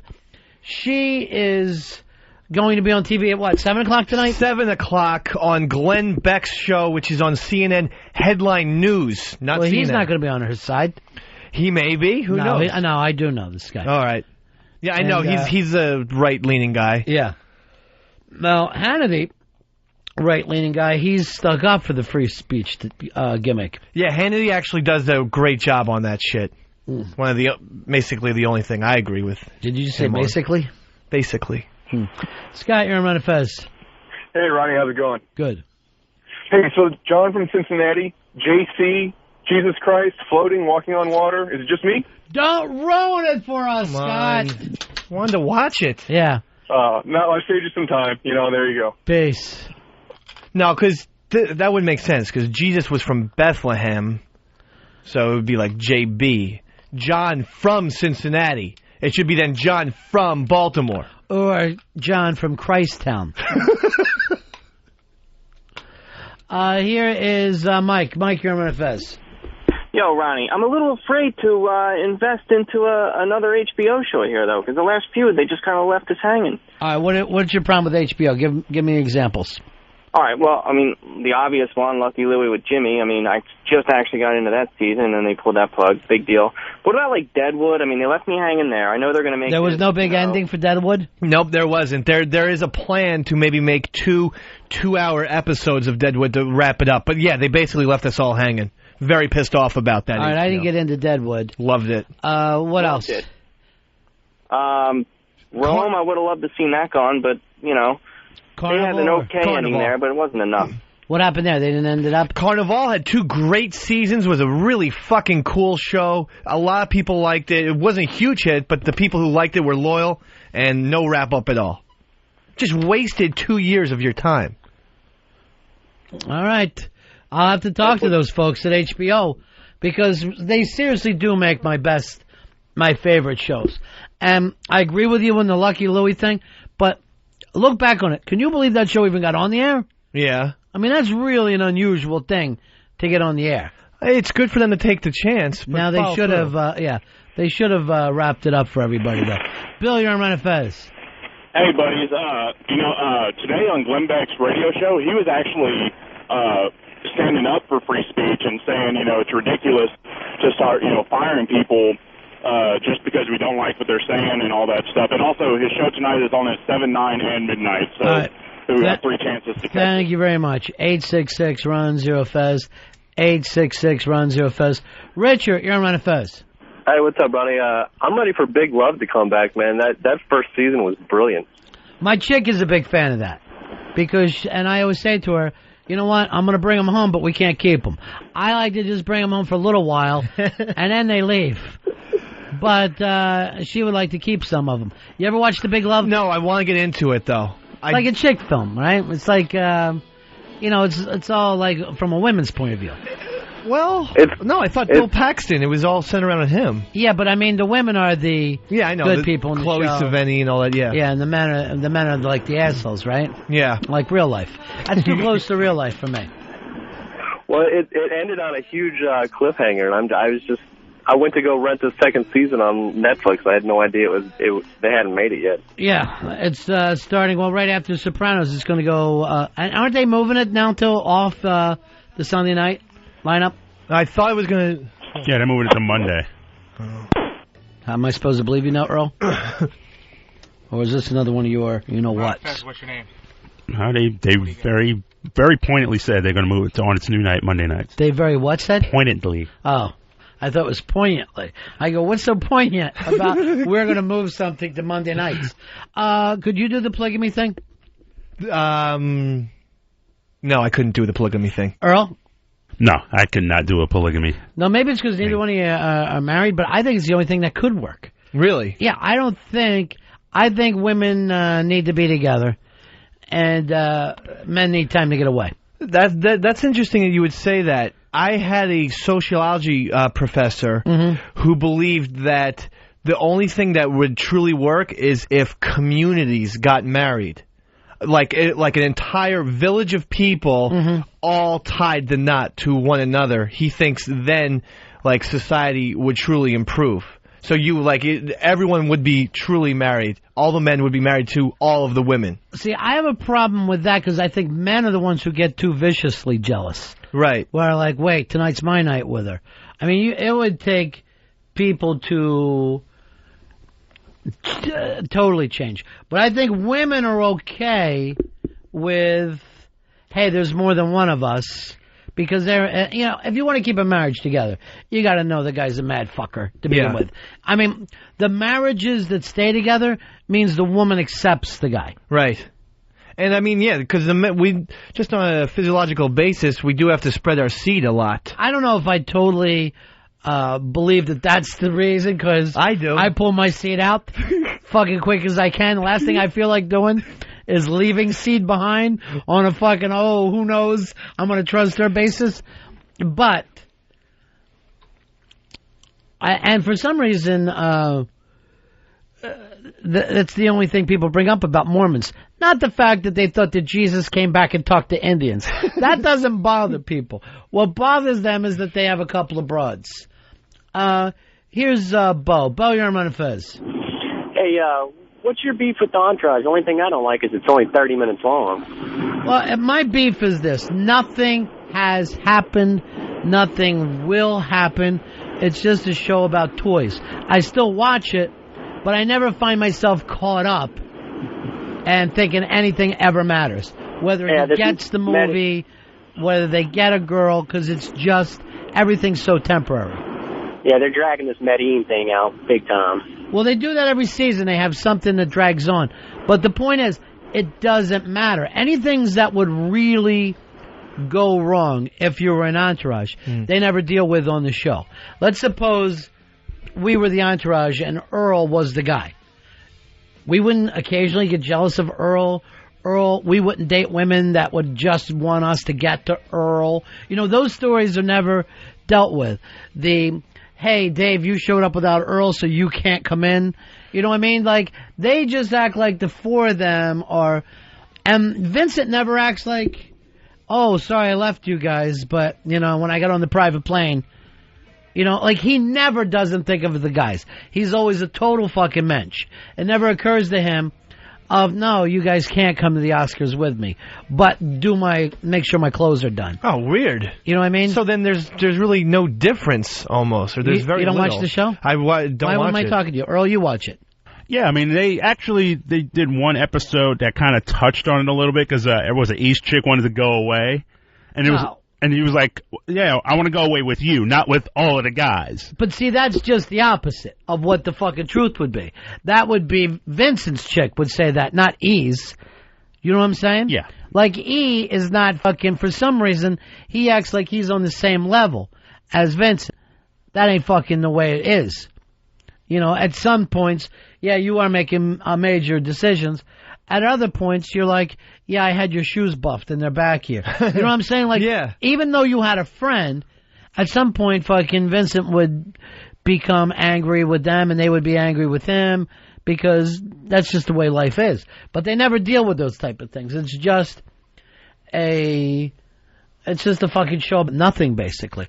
All right, 866-RUN-0-FEZ. 866-RUN-0-FEZ.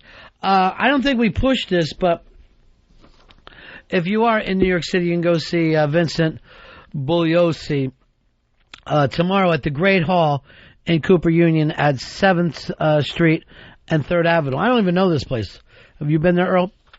I think it's like a big giant building that says Cooper Union on the top of the facing. It's on 77th Street at 3rd Avenue in New York, but it's a big giant building. Have you ever read Bugliosi's book, Helter Skelter? I read it in high school. As part of your class thing? No, just on my own. Oh, yeah. Because I saw the miniseries and then I read the book. Did you ever read it? Yeah, sensational. I think every kid reads that. Have to. And I hate to say it because I'm not a guy who's into murder books. But the Charles Manson thing, when you're a kid reading it, you're like, wait, he had a cult? It's just like we were talking about before. Well, that was basically a commune of people married. They would share chicks back and forth. And it didn't work out. I guess not. It didn't work out well. But, and again, when you read about any of these murder books, and we brought this up the other day, these guys are not all that brilliant. Once you get them in front of a guy like Bugliosi, he's going to fucking stomp the shit out of these guys in the court of law. He is going to fucking beat the shit out of them because these guys do not think ahead. I mean, he brought up the stuff about Oswald and made Oswald sound like a retard. Yeah, why did he only have $15? Why was he involved in a shootout a few minutes later? Why didn't he have a getaway car? It's almost like they think of the one act and then don't know what to do next. Like the fucking idiot that shot John Lennon and then just stood there. Yeah. Just fucking stood there thinking, now what happens? Am I John Lennon? He's like a fucking retard. Yet they never have escape routes or backup plans. They don't know what they're doing. Or even... Now, have you ever gotten into a psycho killer thing where... Oh, hell yes. All right, 866-RUN-0-FEZ. 866-RUN-0-FEZ. Call in with some of the psycho killer fetishes you've been involved in before. Have you ever got interested in one, Earl? I got really involved with the Son of Sam case, the David Berkowitz. And then when you break it down, because when that was happening... And he was also a fucking retard who, if you read this stuff earlier, they acted like he was somehow smart and knew the city and had an idea how police work worked. And he was a fucking mongoloid. Yeah, when I was a kid, he literally terrorized the city. He was literally taunting the cops. You remember it from 70, what was it? 77. Yeah, do you remember it? Yes. And were you scared? Oh, terrified. Yeah. You literally slept on all the way down on the floor. You were afraid just some random shot was going to come out. Weren't you happy that he wasn't shooting black people though? To a degree, yes. I mean, but... Dave, who for you? Who's the psycho killer that you got interested in? Jeffrey Dahmer was so fascinating to me. Really? Because not only, obviously, did he kill the 17 people, ate them, but also then the weird shit where he was trying to make people into human zombies, drilling stuff into their foreheads. And that again, was some fucked up shit. How fucking stupid and idiotic are you where you think that if I drill this in and pour this, I'll have zombie slaves? Yeah. He just tried to pour in battery acid into their heads because he thought the batteries would make them into his slaves. There was no thinking behind it. 866-RUN-0-FEZ. 866-RUN-0-FEZ. I don't know what it is about this country where we make these people infamous, where everybody will become interested, their books will sell, off they go. Hey, Chris, you're on Ron and Fez. How you doing, Ronnie? Yeah. Yeah, when I was in high school, my big fetish with that was Ed Gein from Wisconsin, who decided that it was a good idea to make lampshades from human skin and hang up the people he killed in his barn. Like, what movie did they base on him? Texas Chainsaw Massacre. That was about him? The fact that, not necessarily the murders, but the fact that they had all this furniture and lamps made out of human remains. Here's Keith. Keith, you're on the Ron and Fez show. Hey, Ronnie, when I read Helter Skelter, I worshiped Manson. You worshipped him? That's what I got. I was so young and dumb there. Now, supposedly he still gets tons of mail sent to him by young girls to this day. Wow. Because they're looking for that kind of bad daddy. They want a bad daddy that they can follow and that will have all the power. The other thing about Manson is I will watch any stupid interview show that he's on because he just talks so damn wacky. Anytime that he'll do, he did a Charlie Rose one. I think he did something with Geraldo before, too. And he's just off the fucking charts, ridiculous. Paul, you're on Ron and Fez. Yeah, the guy for me was Ted Bundy. For one thing, he got away a few times, and I thought it was really fascinating. Like you said, when he tried to be his own lawyer, he absolutely got his ass kicked by the prosecution, and eventually they killed him. Yeah, now, also with him, he was one of those guys that chicks really liked. Yeah. And he, even though he had done all these murders, he would get just tons of fan mail from women. Now, we talk about crazy women, and I'm telling you, when we say crazy women, we're not talking like 1 in a million. We're talking 1 in 10 are out of their fucking mind over the goddamn shed crazy. That you're writing letters to this guy saying that you love him. What are you, fucking whacked? Well, that just goes to show you how crazy this country is for celebrities. Yeah, any kind of celebrity. It doesn't matter. This guy has fucking 12 homicides under his belt, and the chicks still like him. Todd, you're on Ron and Fez. Yeah, it just goes to show you the generosity of women will never cease to amaze me. But I got to say, John Wayne Gacy, man, the guy freaking ran out of room in his crawl space and then tried to deny it. All right, the John Wayne Gacy, the sad clown, and I had my picture taken with 2 first ladies, is somewhat fascinating. It is a crazy story that you could be a clown, a kid killer, and then get your pictures taken with the first lady. I've seen a lot of his artwork at the Museum of Death in Los Angeles, and it's pretty good. It's pretty good. The clowns are usually smiling and happy, and you're like, this could be in a nice diner. You know, this looks like one of those type of paintings until you realize it's Brother, by there them. is no such thing as a good clown painting. When you paint clowns, immediately that shows that you're a piece of shit hack. It's the dumbest thing. It's dumber than dogs playing poker. You had one of these, Pitsy? Yeah, I had Joel Rifkin because I always thought that killing prostitutes was a good thing, so I always had his side when I was younger. Like, I never understood... Why did you hate prostitutes? Well, because I always thought prostitutes were bad people when I was younger, so I thought he was doing a service to the community. So you felt like he was Batman? Yeah. So you're like, anyone who kills... I think it's more of an anti-woman thing with him. Yeah, Maybe it's because you were raised by women, but I never met anyone as anti-woman as you in my life. And I really do want you to get help. Okay. I do want you to find somebody. Scott, you're on Ron and Fez. Yeah, I got the Hillside Strangler. Richard Ramirez. Richard Ramirez. When I was growing up, he wasn't really a friend of mine, but he was really good friends with my brother, and they were the same age, 15, and he was one of the victims. So it kind of hit home really hard because his mom and my mom were friends, and she would confide in my mom all these, like, gory, details that they wouldn't release to the press till they caught him, so that way they wouldn't have copycats. Wasn't he another one that they tried to act like was brilliant until they found him, and then decided he was a fucking idiot? No, he was pretty smart. He would lure him in the van with with pot or whatever. But that's not smart. That's not brilliant. It's like, who couldn't do that? How many of us have gotten people to get high with us? You know what I'm saying? Like, for some reason, that is considered, we're somewhat easy on these idiots. Jason, you're on Ron and Fez. Yeah, the Zodiac Killer. The Zodiac. Now, there was 2 Zodiac killers, one in New York, one in San Francisco. Which one was yours, Jason? San Francisco, just the fact that they never caught him. Yeah, that is, to me, the big one. I did not see this movie over the summer. Have you seen it yet? Not yet, no. Is it available on DVD? I believe it is, yeah. Earl?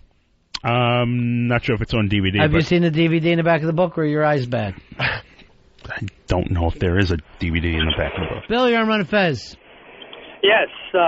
You know why there's no black serial killers? Don't do a black joke, sir. That's not a joke, because they weren't smart enough to get away with it more than once. Well, that's not. First of all, it's not true. The sniper, black, and also the kid killer in Atlanta, black. What was his name? Yeah, they were only part black, though. Wayne Williams. Wayne Williams, yeah.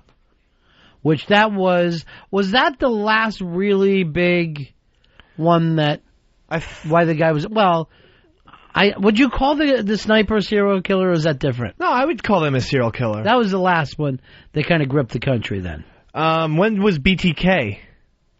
That was in the 20 70s. years ago. No, no, I'm talking about the guy who bound people and tied them. Yeah. Yeah, they just caught him. They That's why caught you're him. thinking about it. Oh, right. Yeah. And then BTK was also the thing that he was doing for Burger King. It was a brand new bacon, tomato sandwich. Ketchup? Yeah. I don't know the K? what was all in it. Here's Jeff. Jeff, you're on Fez. Hey, one of the creepiest serial killers is Albert Fish. Sadist, child murderer, tortured young children, and sent taunting letters to the parents. Just so creepy. Now, do you read about these books? You read these murder books? Oh, yeah. No. Oh, yeah, all the time. I always wonder now, why do you do that? You identify with the killer? No, not really. It's just interesting to find out like what goes through their mind. I don't identify with it, but it's people always say the same thing. I want to know what goes through their mind. Now, for some reason, they'll never sit around and read a book about, like Plato or Tesla or Einstein. They're never interested. They never go, I wanted to know how Einstein's mind worked.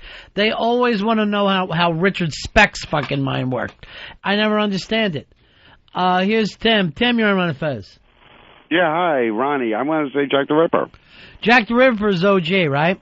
I mean, come on, 5 murders, low body count, I admit it. Yeah. But he had a specific profiling going on. They never caught him. And name one other one that they've put out. How many, for a guy they never caught?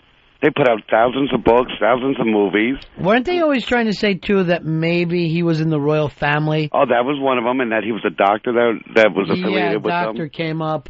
And that he was a butcher, they said. Oh, yeah, because of the way he could use a knife. Well, because he called himself Leather Apron first. Yeah, they're always acting like in the movies. He's had some kind of either abilities, medical training, or he's a butcher. Look at the perfect cuts. I don't know, for some reason they always act like those crime guys in movies are just as sick as the fucking killers. Here's Trip. Trip, you're on Ron and Fez. How are you, buddy?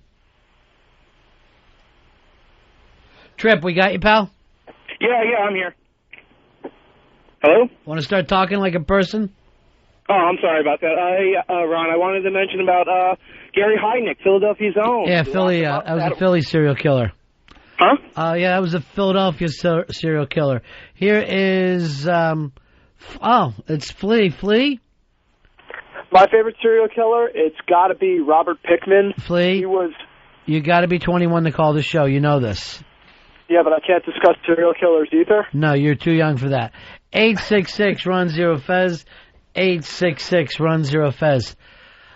Flash, 21 to call the show. Or have a drink. Or show up at a protest. 21. Minimum age. I think before you should even be on a message board. 21. Rules are rules. Mm-hmm. And I'd love for him to come in. If it's up to me, I'd let Flea in a heartbeat. Can't do it. Way too young. Hey, Hangs. Hangs, you're on the Ron and Fez show. Hey, buddy. What's up? Yo. Hey, the Zodiac Killer from San Francisco, there's a book out by Gareth Penn called Time 17 where he actually claims the Zodiac Killer is Henry O'Hare from Boston, actually a professor at Cambridge. It's quite an interesting book. He actually disses the Robert Graysmith theory completely. All right, thanks, Hangs. Here's Tugboat. Tugboat, you're on the air. Hey, guys, everybody's forgetting Albert De Silva, who was probably the first serial killer in the United States of any note. Well, at least probably the modern age. He was the Boston Strangler. Oh. Yes, And the Boston Strangler. Tony Curtis, and people act like Tony Curtis, not a great actor. Tony Curtis in that fucking movie scared the shit out of me. I'll still watch that. Watch that fucking film and tell me it doesn't scare the shit out of you. Here is Nick. Nick, you're on Ron and Fez. Hey, what's going on, Ron? Hey, pal. Kendall Francois, black serial killer up in Poughkeepsie, New York, about 8 years ago. Not even familiar with him. What was his M.O.? He used to pick up hookers and choke them out, and then he'd keep them in a kiddie pool in his attic and just get off and watching the body decompose over weeks and months.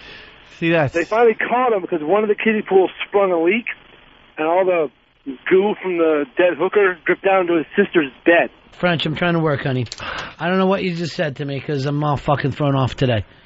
866-RUN-0-FEZ, 866-RUN-0-FEZ. Pitsy, this is your pal talk that you put up every day, right? Yeah.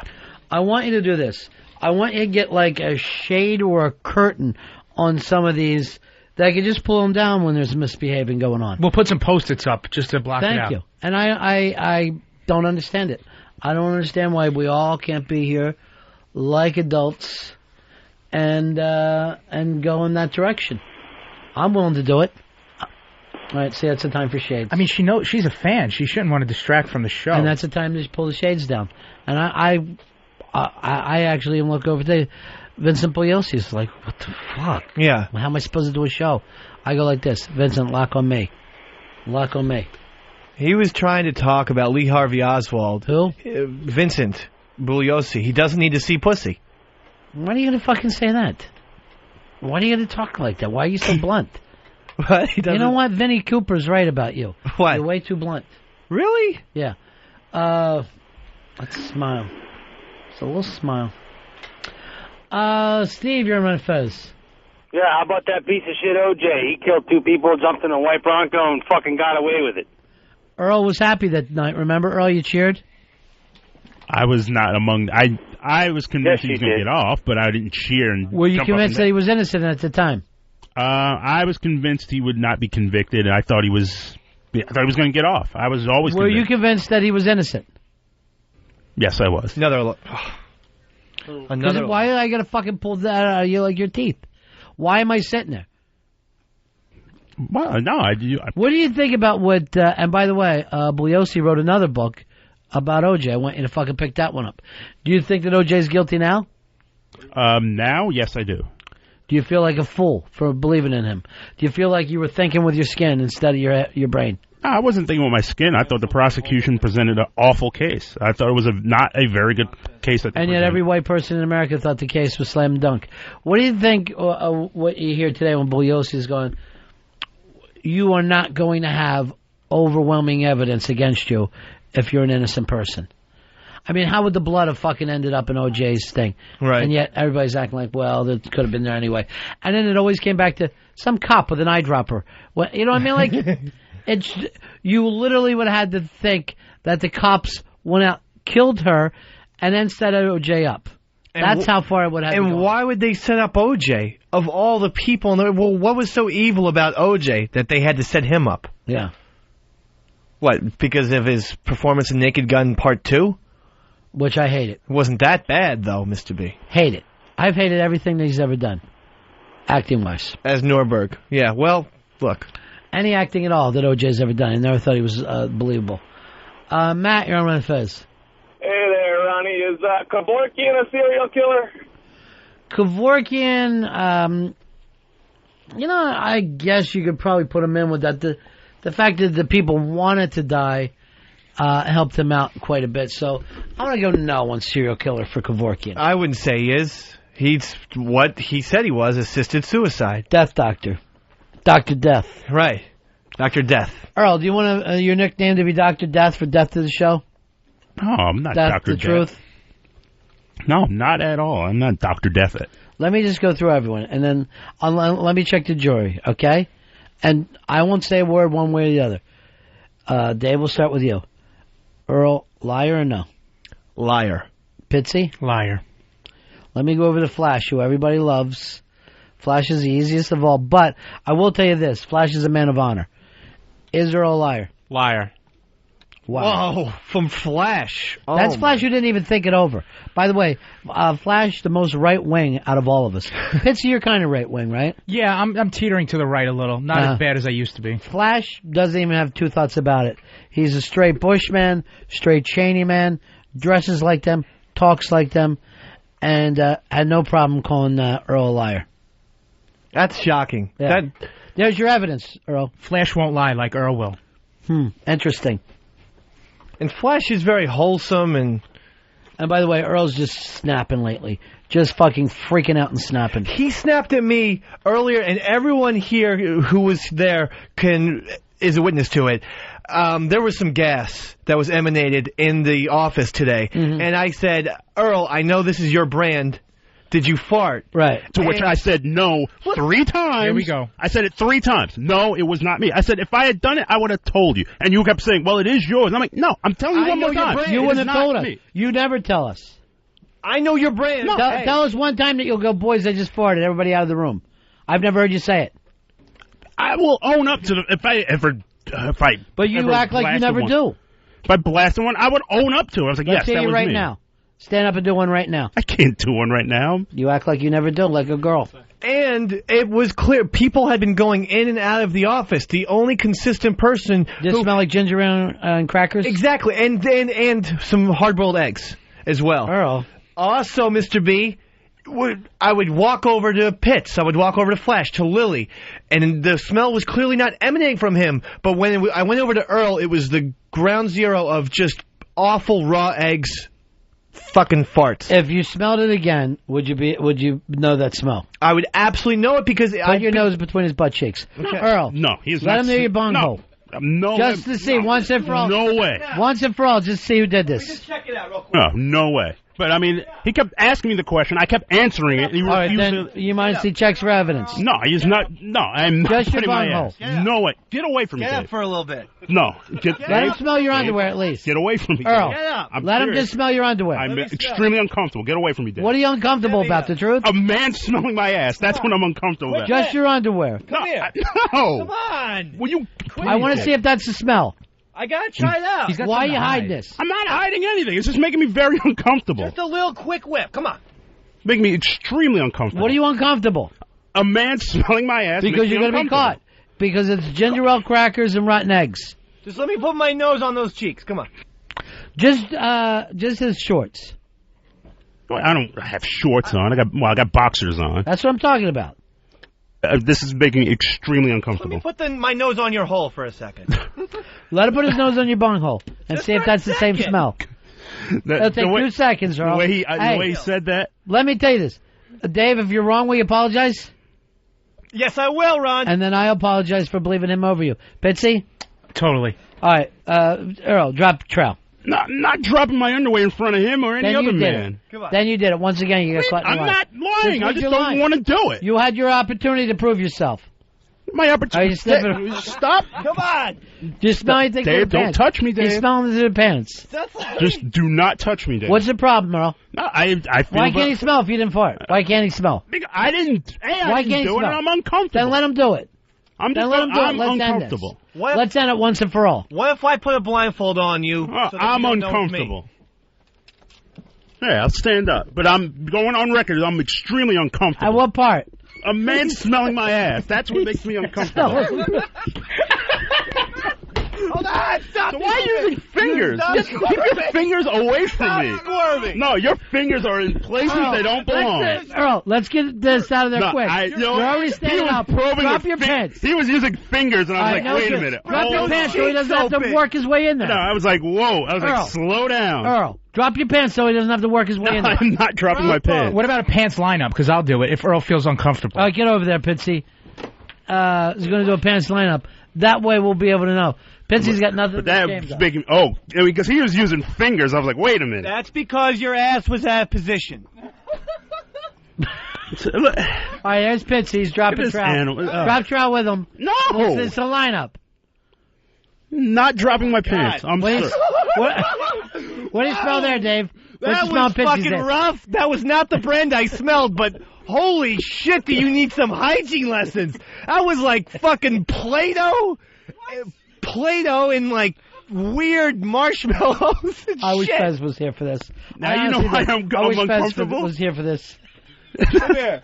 All right, so even though Pitsy stinks bad, it's terrible. not the smell that you smell. It was definitely not the smell. All right, drop pants then, Earl. I am not dropping my Earl, pants. I don't have all day with this. I need No, to get I back mean- to some other stuff.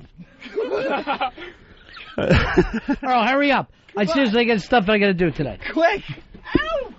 Earl, we only got an hour left in the show. Hold Let's on, go. hold on. Yeah, there it is. There we go. Drop He's my got his pants. ass out. All right, here we go. There's my boxer shorts. No, I got my boxers on. Hold on. Wait, why are you probing with my fingers? This is so... Don't probe. This is so Just get your nose in uncomfortable. there. His ass in that position. All right, get your ass in position. You know what an asshole looks like. Just go and snip at it. Get it You on don't have my to nose. freaking point and Get shoot. it on my nose. Yeah. Get it on my nose. I won't have to turn. Hurry up. Let's go. We got a lot of work to do. Here we go. But I mean, I swear to Christ, this is so uncomfortable. Why? Because he's like probing You know with what? fingers. Maybe he smells your dog. I'm going in. Yeah. Oh, my God, it's him. It's him. It's him. All right, there you have it. We got a Poor witness. shit. We got a witness. Oh, my. What did it smell like? Ew. Oh. There was like, holy shit. Not only was there eggs and was there ginger ale, but are you eating chalk?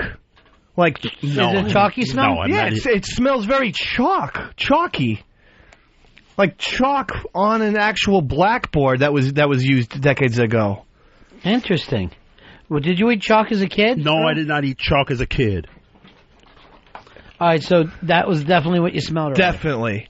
All right, Earl, so that was you that ruined it off. I swear to Christ, that was not me. He kept asking me. I was like, no, it's not me. And might add, I was also on the phone while all this was going on. Everybody was running over to take. Who were you talking with? I was talking Lil, with... come on in. Lil started running and saw what was happening and ran back. She got very scared. She should. Yeah. I thought he was going to take his boxers off, and I got terrified. He's a scary dude. And not ready his underwear is so tight. Yeah. I was extremely tight. He likes it to show off the bulge, he said. Is that what it was? He likes to wear kids' underwear, so his bulges will be prominent. Now, it definitely was Earl. It was 100% Earl. But 100% go wrong. aroma. Who smells better, Earl's ass or Pitz's? I'm going to have to be honest. Yeah. Earl actually smelled better, even with the eggs and chalk that he's clearly been eating. But I use baby wipes. It was disgusting. No, you don't. Yes, I do. Well, then you have to either stop sweating or do something. And you have to fucking shower longer. We've had this talk before. He's quick shower. He showers I before. showered at night. That's what it might be. I showered last night. You gotta want to do it in the morning because you slept in bed and things are happening to you during the night. And scrub around in there. Don't just stand on the water. I got to get a new loofah, Ron. Yeah, I'm sorry. you're singing Backstreet Boys, right? And you really need to get in there and do some That work. whole I shower at night so I don't have to shower in the morning is such a fucking terrible cop-out. Yeah, it is. It doesn't make any sense. Personally, I believe showering both. Oh, so do I. I don't like to lay in the fucking bed dirty. That's fucking filthy to me. Yeah. And then you wake up in the morning, you got to wash the night off you. Right. What about you, Lo? You're I once a week a Muslim shower, right? I shower at night. And not in the morning? No, my Where you do a hair lot is of powder? just too. My hair is just powder up like a hooker. How about a shower cap? Yeah, but still, You want like the you want humidity Dave to stuff. check for aromas? I do. You want me to smell? Because No. I'd like that. No, believe me, I'm Trust fine. me, after going with fucking Pitts and Earl, You wouldn't even mind if it was rank. I need a change of pace. I bet you Flash would smell terrific. I bet so too. That would Flash sm- is a fantastic young man. I guarantee I you. wish he wasn't such a Republican, but beyond that, he's a fantastic young man. I bet you he'd smell like lifesavers. By the way, Flash said to me that we should burn witches. That's how far to the right he is. And by that, he means anyone that's helping with the birth process that's a woman. Well, that's pretty far, Flash. He doesn't care. I can't help it if I have more traditional views. They are traditional. You're like a fucking pilgrim. So what should I do to improve my smell? Powder? I'm really worried now. Yeah, that I'm you're stinking it up all over First fucking of all, work. first thing you should do is marry that girl of yours, because you ain't going to get another one. She could take Second, how about you cut back on the sausage? You don't need it every meal. It's ripping right through you. Also, maybe don't use your boxers as toilet paper. That's true. Because that's clearly what you're doing. He's wiping it. He's wiping and just He's putting with it back his on. You're a fucking sick bastard. I'm telling you, Earl's, know what? Earl's was actually My mom got pleasant. one ply. That's why. Here's the deal, though. Once a day, too, I want you to change those underwear. Every day with a new set on. Okay. All right? I know you got your favorites or your lucky panties, as you call them, but disgusting to me. Lily, I'm sorry you had to be here for this today. Oh, it's all right. You got the big meeting tomorrow, not today, right? It's tomorrow, yeah. Sales fucking us over? Yep, yet again. I'm ready to pull Dave out of this thing. I don't think we can do it fast enough. I think, by tomorrow, if it gets Who are we pushed blaming, up, Alan? Yeah, let's just I'm gonna blame go with Jody the other because one. it's fun. Who's Joey? Jody. Let's just Jody's blame a her. problem for us. Yeah. I don't know never gotten why along with she has beef against us. After she yelled at me about the bash, I really don't have good feelings for her. I know. I only met her once the whole time I've That's been more over than there. enough, trust me. And her and Wiki, I consider her the reason why we had trouble with Wiki. Yeah. Oh, yeah. And Wiki hasn't talked to us or even got in touch with Fez yet. That's over. Wow. So everything, or from what I understand, doesn't listen to the show anymore. Yeah, doesn't seem like it. Doesn't give a nice call. Maybe on the hotline right now. Well, he spends all his time going, what can I do for Opie? What can I do for Opie? How can I get Opie to like me? And Opie never will. It's a very small list. We're the guys that liked him. No time for us. Mm-mm. Interesting. All right, where were we?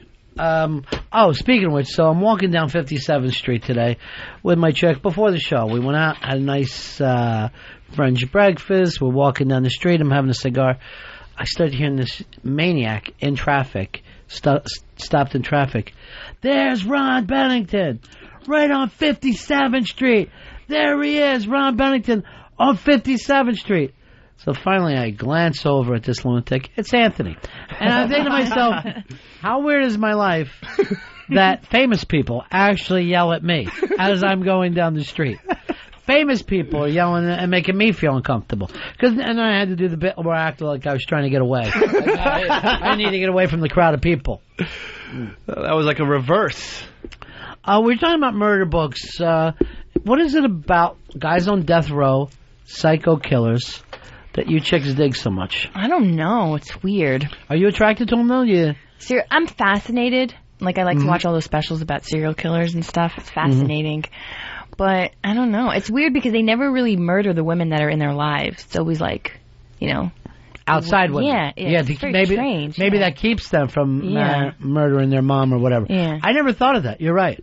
You're not a psycho killer. You don't get back and go, oh, yeah, he killed his mom, his aunt, and 2 cousins. Well, I can't even think of killers who have killed their own family except possibly the Menendezes. Well, no, a lot of killers kill their own family. But they don't become, famous serial killers. But do you feel like they can't take it out on their mom, so they go someplace else? Yeah, Like, it's I almost a scream pussy at my thing. mother all the time, so I Right. get all my anger out on her. But, they don't have the ability to do that, so they have to kill other people. Your way of getting even with your mom is soiling your shorts. And that's got to stop. I mean, when you come in second to Earl, that's bad, my friend. But you came... No, has there ever been one, a serial killer you were attracted to? You said that's a good-looking guy, could be with him? Let's say if you had to be with one. Famous killer.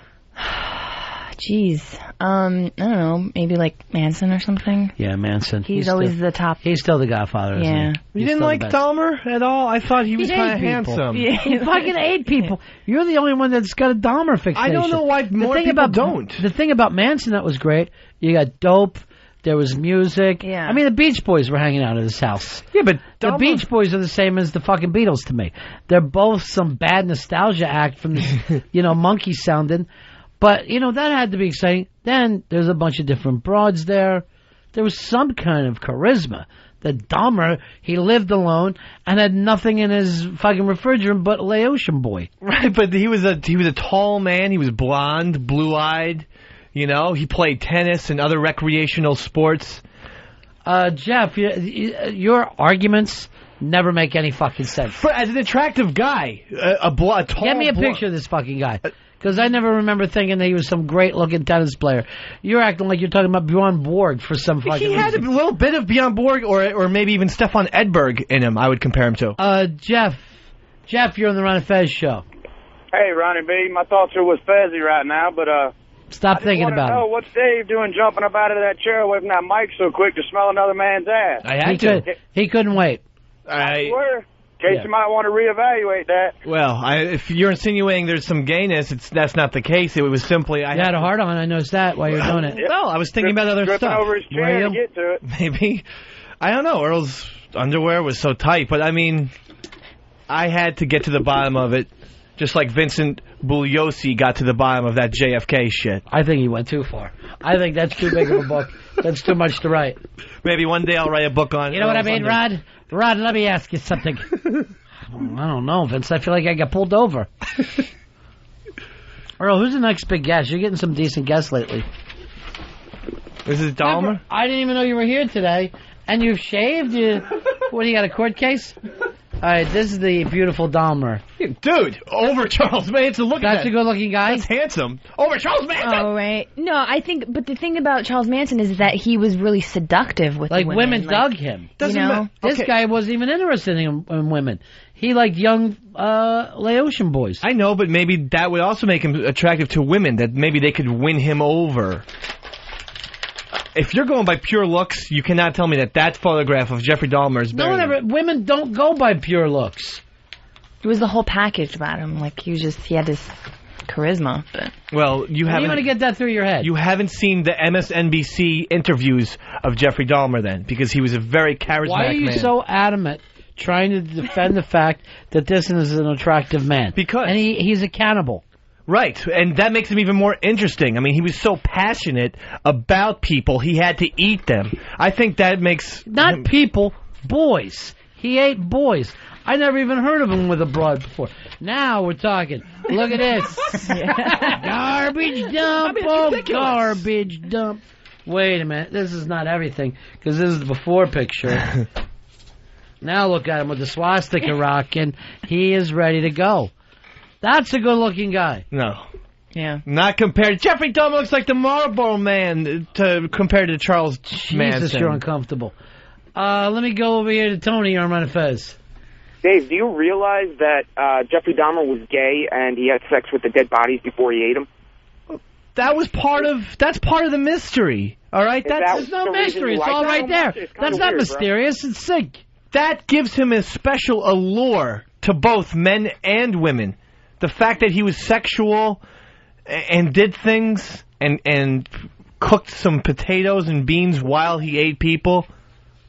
Well, you gotta have side dishes. No man can't live on meat alone. Exactly. I mean, this is when he did this. This was before Atkins, way before Atkins. Tony, you're on Ron and Fez. Hey, Ronnie. What about Ramirez, the Night Stalker? Didn't he have quite a few groupies following him? Yeah, I think he did. Ramirez was Latin guy, right? Yes, but very really, tall, like, dark, handsome. Eyes. And unlike Dahmer, has been with women. I think Ramirez looked very much like a rat. Jeffrey Dahmer was a beautiful specimen and really represents the way American males look.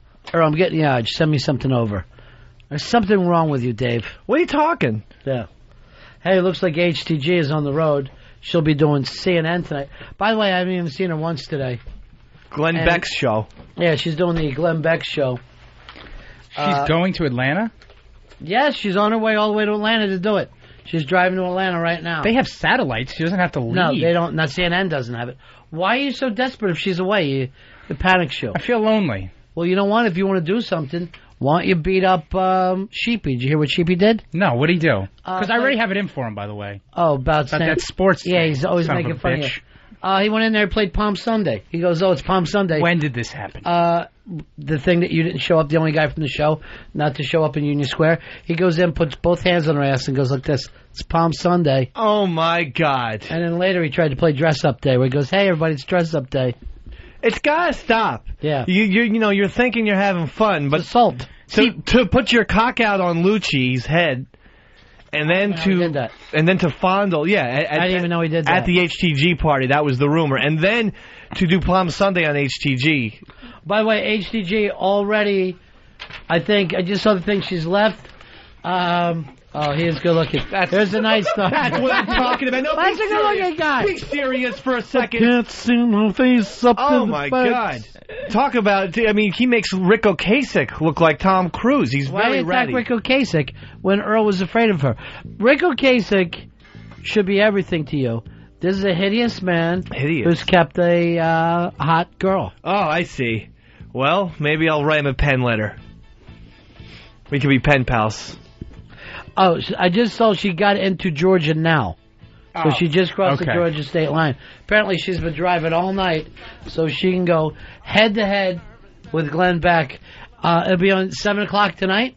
Yeah, 7 o'clock Eastern Time. Replays at 9 and midnight on CNN Headline News. Here's Joe. Joe, you're on Ron and Fez. Yeah, last night on the History Channel they had a show called Hippies, and they ended up talking about Charles Manson, and in it he said the girls were like addicted to him because each girl, like 3 or 4 of them, whatever it was, he would have sex with them 7 times a day. Once before breakfast, he'd screw them 2 or 3 times in the day, and bone them again after. They loved So he was having sex 30-some times a day with 7 women? He was unbelievable. Yeah. Well, he wasn't ejaculating 30 times. That's impossible. I don't know if he nutted We don't 30 have times. that much They were sperm in our bodies. Wait a minute, you're not Charles Manson. You're a fucking nothing happening ham and egg. By the way, Vincent Bugliosi, who could have backed this up, we would have more time, kept going like this. Eastside Dave? Well, that's some name, isn't it, young man? Eastside Dave. That's right. Like you've never heard of a fucking nickname in your life, Vincent? His parents didn't name him that.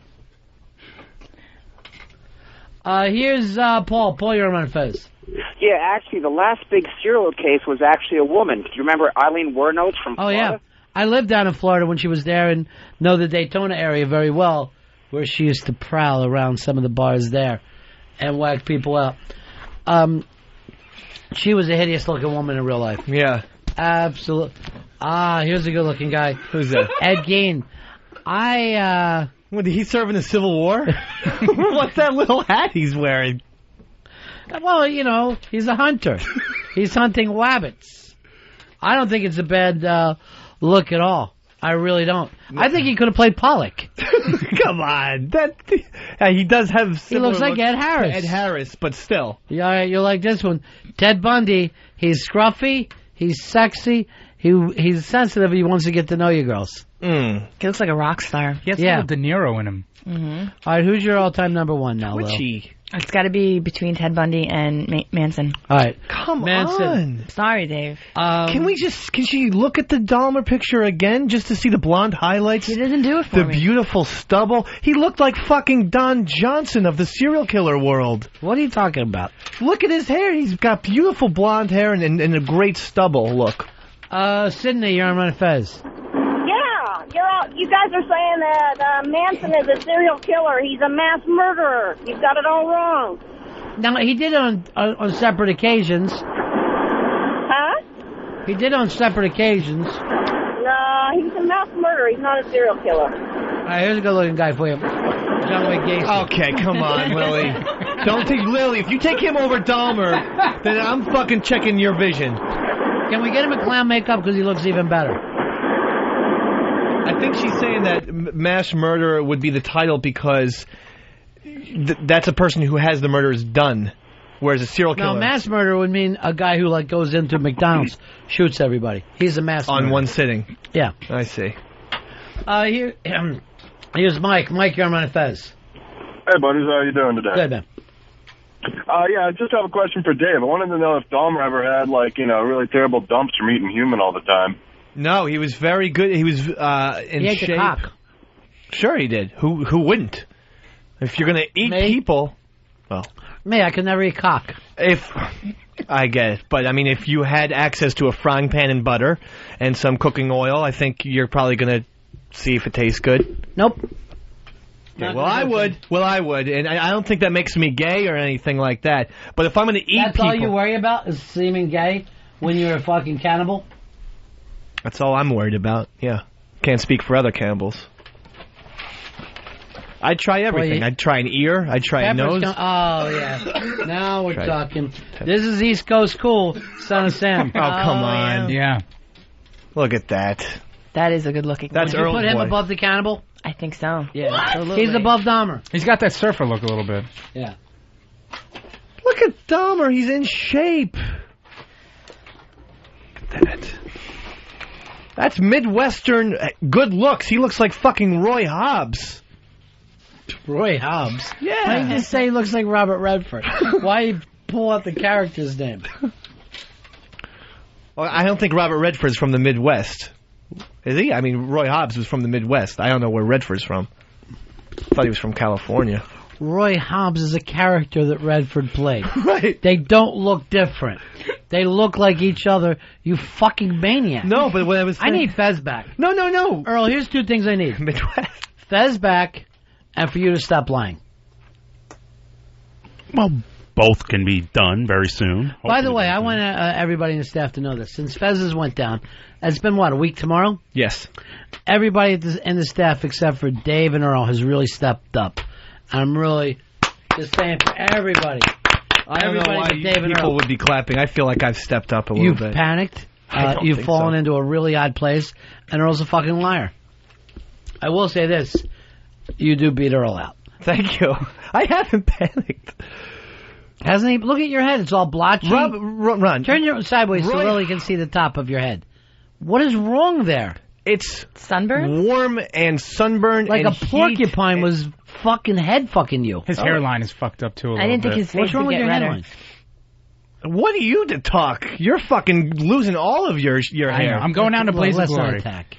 Let's not attack. Fucking... Look, we're working on your blotches right now. My blotches do not represent how I feel. Pepper is in sick. You just keep bringing them one after my another. stomach. All right, Joe Rifkin, not a bad-looking guy. Not a bad-looking guy. I let her choose. It's the glasses, Dave. Joe Rifkin, Jeffrey Dahmer. Who you pick? Joe Rifkin. All right, Dave. Those glasses, Dave. Look how, He looks like Welcome Back Kotter. That's a Long Island mustache. Gabe, no one thought Gabe Kapler was a good-looking guy. Wasn't he on the Red Kaplan, Sox? you fucking Gabe idiot. Kaplan. Shell, you're on Ron and Fez. Hey guys, what's up? Oh, hey, it's our Shell. Yeah. Shell yeah. Bink, how are you? My Hey, boyfriend didn't even know by the who way, I was. Flash is here. Yeah. He didn't know who I was either, so it was a little Really? disheartening. I gotta go with Dave. Jeffrey Dahmer is a hot guy. You know, your thing, Shells, you never knew how to follow a bit. It's something that you've struggled with since coming here. Flash, come on in. Let's see. We've got interns in love, to paraphrase Jackson Brown a little bit. Where did you two guys meet? I started stalking him. When he worked with us? Yeah, but I really wasn't listening to the show because I was working for a radio station then. What radio station? It's the one at the Jersey Shore. Okay. You can say it. WILD. Wild. The best of Wildwood. Was it the Rat? No. All right, so, Flash, you started dating her, right? Yes. While you worked here? Well... Yeah, you brought her to the Christmas party. Yeah. Brought her to the Christmas party, so yes. Yeah. So, is this the real thing for both of you? Flash, I'll let you go first. Is it the real thing for Thank you. Yes, we're continuing to move in a positive direction. I mean, you've been together now for, what, 6 months? Yeah, well, I mean, I've been away at school, so it's starting... So, you dating girls down there, too? No, I'm done with the southern women. You hate them. Well, there's... hold on, I just want everybody to take a look at... It's the BTK killer. Okay. Him versus Dahmer. Oh, I think he's even number one on my list. Okay, BTK then killer? you know what? Go downtown and suck James Lipton's cock. right. Because that's what BTK killer looks Bro, exactly like. What I tell you about fucking really pulling back a bit on the air. You know, until we get all this done. Okay. And I don't need the Lipton or the theater people yelling out that somebody's attempting to do something. Okay. Flash. Yes. So this is it. You seem to found a girl that finally makes you happy. Yes. Should I get quiet and let you ask a question here? I don't want to take about away the rest of your life. Go ahead. Shell? Yes. You can't see right now, but he's on one knee. All right, go ahead, Flash. He is. In front of so many people. I never knew this would happen. I think the Hard Rock's still booked. Well, we always need an opening act. That's the beauty of it. Hey. Don't take it wrong. It's just that he's bigger than you right now. He's got a lot more heat with the show. Damn. Shell, is this a young man that you're crazy about? I am definitely crazy about him. Would you say that you're in love? I would definitely say I'm in love. Wow, someone loves Flash. Flash, are you in love with Shell? I'm on an upward slope toward what might be considered love. He sounds like he's talking about stocks. Yeah. For 5 seconds. Now, Shell, is that bothering you that you're in love with him and he's not in love with you? No, I know he's a bit different in terms of relationships and emotions, and I understand, so I really am not taking offense. What would make you fall in love with her? If she had a penis? No, that would be out of love. And a set of balls? Oh, well, with the set. That's why I'm the opening act. What are you waiting for? What does she have to do to earn your love? I don't think she has to do anything. I think it's really just a matter of time with me. I take a longer time to develop these types of feelings. Dave, how long did you take you to fall in love with your chick? About 48 hours. Think Dave, about that. What do you think about that, Flashy? Well, Dave's blotchy. Don't even try. Oh, yeah, it is true. He is very blotchy. I'm just going by the love thing. Pitsy, how long did you fall in love with your chick? Like a month. Really? Yeah. Really? Too bad it turned into hate now, though. You hate her? Somewhat, yeah. Why? I don't know. It's just too much. I see her too much. I feel like that's why it's good with Flash. She doesn't have to see her all the time. Thanks, Ed. Yeah, there's a lot to be said for that. The long distance thing works. Well, it seems like you guys, rather than falling into love quickly, like have quick changes of emotion. Like Dave went from the breakup to in love. Pitts went from in love to in hate. Oh, that took 4 years. Yeah. Oh. Well, even still, though, it seems like you have these bigger peaks, these bigger highs and lows than I would. Well, that's because you're a robot, Flash. I know. I like what Flash is saying. I don't think Flash is capable of emotion. No, what he's saying is that it takes him time. He wants to be absolutely Then he's not romantic. Well, then you're not going to... You don't have true love. All right, let's check with Shell. Shell, is the Flash romantic? He's romantic, and he's also very honest, which I appreciate. Well, I don't know if I'd like that. I couldn't be... How is he romantic? I couldn't be in an honest relationship. What does he do that's romantic, Shell? Just like little things, like if we take a nap together, he's like, you know... Taking a nap? Great, then my grandfather, who's 85 years old, would be romantic. With you? Because he can nap with the best of them. Why are you angry? Settle down, boy. Settle down. I'm sorry. Let them try to get their points out. You and Earl have no idea how to have a conversation that isn't a fight. It's very odd. And I even called to defend Dave, and, you know... Yeah, I know. You can't be friends with him or Earl. I'm with you. Let me please interview these two. Okay. I've went nowhere with you all day today. Let me just see if I can't get a spark going with these two. All right. So, Shell, you're in love with him. You're not in love with her, but you're not acting like that will never happen. That's correct. But you do like her, obviously. Yes. What is keeping you from falling in love, Flash?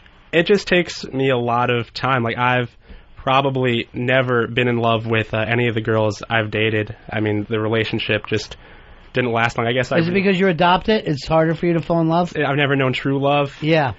I don't know. It'd be interesting. I know I'm the only person that I know of my friends who is like this, so maybe.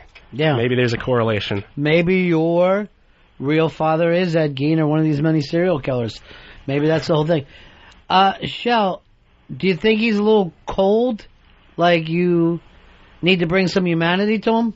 I wouldn't say cold. I think he's just very cautious, which I can understand. But it seems a little sad, right? There's a little sadness with this kid. What's sad? The fact that you're not like a human, like you lack a lot of passion. I don't think I lack it. I don't understand where that came from. But coldness, aloofness. I think it's... I mean, you're a polite young man. I think it's much more just the fact that I'm not... It takes me longer to get there. I don't think that means I'm cold or can't. Well, you've never got there, right? Not yet. You've never been in love? No. You love your parents? Yes. I don't think you do. Wow. I don't think you know what love is. Do you think he does, Shell? Do I think he... He loves his adopted parents? I haven't met them, so I really haven't... Wow, 6 months? Nor will she. Yeah, I don't... I'm not allowed to. Well, now, who are you ashamed of, the parents or Shell? Oh, it's I'm not ashamed of either of them. It's just every time I've introduced my mom to one of my girlfriends, it's ended really badly. Like this one girl I dated ended up actually, they like had these phone calls regularly, like without me knowing. And like they were in each other's phone books. They were friends? Yes. Well, that's not a bad thing. Yes, it is. Were they talking about you? Maybe. I don't know. Yeah. And I'm going, what's wrong with him? Why can't he love? He doesn't love me either, honey, is probably what your adopted mom was saying. Probably. And then I get shit for months after we break up. It's like, why weren't you with her? I really liked her. It's like, well, you should have dated her then. I don't have the strength.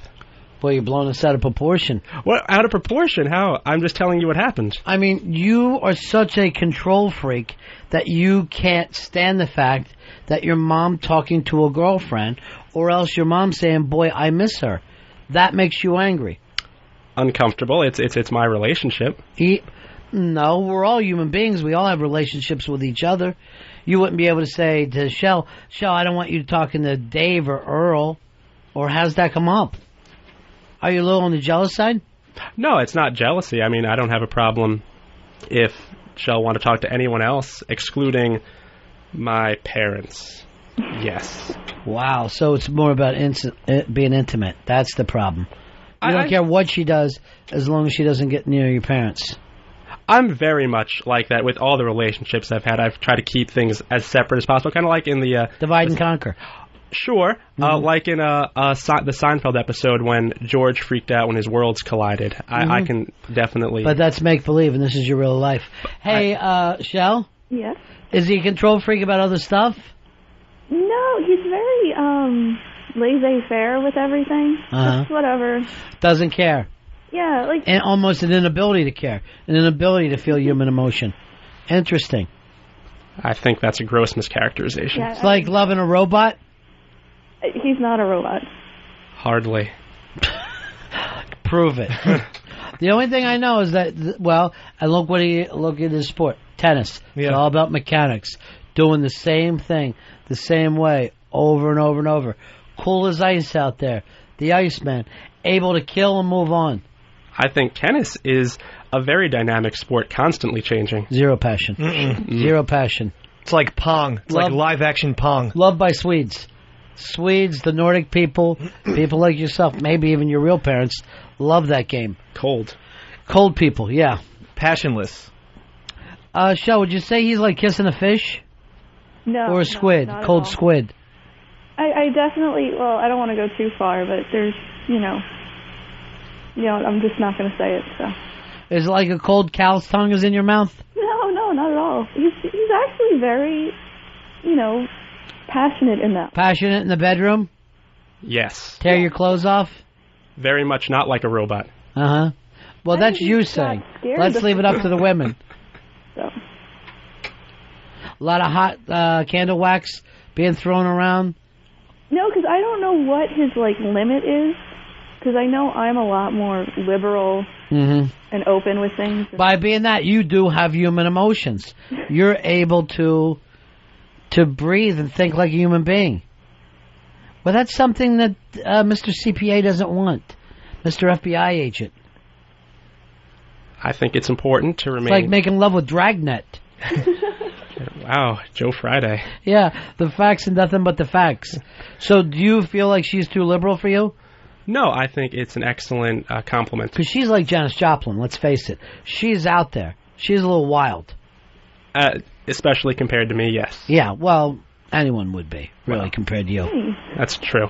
Probably. Wall Street guys. They take big risks. And you were even thinking about being a lawyer, right? Yes. Did you take the opportunity to meet Mr. Bugliosi today? I didn't like him. He was a prosecutor. Oh, you don't like prosecutors? No. I'm all about the defense. Why? I always, when I'm watching court TV, or even, I watched a lot of these things about the serial killers, I always root for them to just get away. Somehow the prosecution is going to mess up. So I brought this up. I have a problem with that, with being on a jury, is when I hear state of New York versus, Earl Douglas, I'm like, well, that's not fair. I can't sit here and not help this guy where I can. Exactly. But don't a lot of prosecutors go into the defense? It doesn't matter to them, right? I'm not really sure. I haven't thought that far ahead, but I know that I'm exactly with you on the jury thing. They'd go home all the time. I wouldn't send anyone to jail. What about you, Dave? Would it be hard for you to send a guy to jail? No, not at all. I'd do my best to send I'd suspect everyone of the crime and would make sure that they went behind bars. I think it's probably more with me a problem with the system. I don't see what's going to solve if this guy, I don't know, let's say he used drugs, for example. I don't see what the benefit is of putting him in a cell. But what about a murderer? A rapist? Well, I'd have to know probably more why he murdered, but I couldn't kill him. I couldn't give him the death penalty. Right. You wouldn't give anybody the death penalty. No. Not even somebody that killed your adopted parents. No, because, I mean, what is itself? Right. My motto as a juror would be safe than sorry. All right, what if somebody raped and killed Shell? Would you feel anything at all? I would certainly feel a lot. A small amount of discomfort. I would be mildly uncomfortable, possibly inconsolable for days. Really? Did you cry, though? Wow, Would you cry? That's a big step. When's the last time you cried? Ever? Astro Boy? December 2004. What happened? You didn't get something you wanted for... What happened then?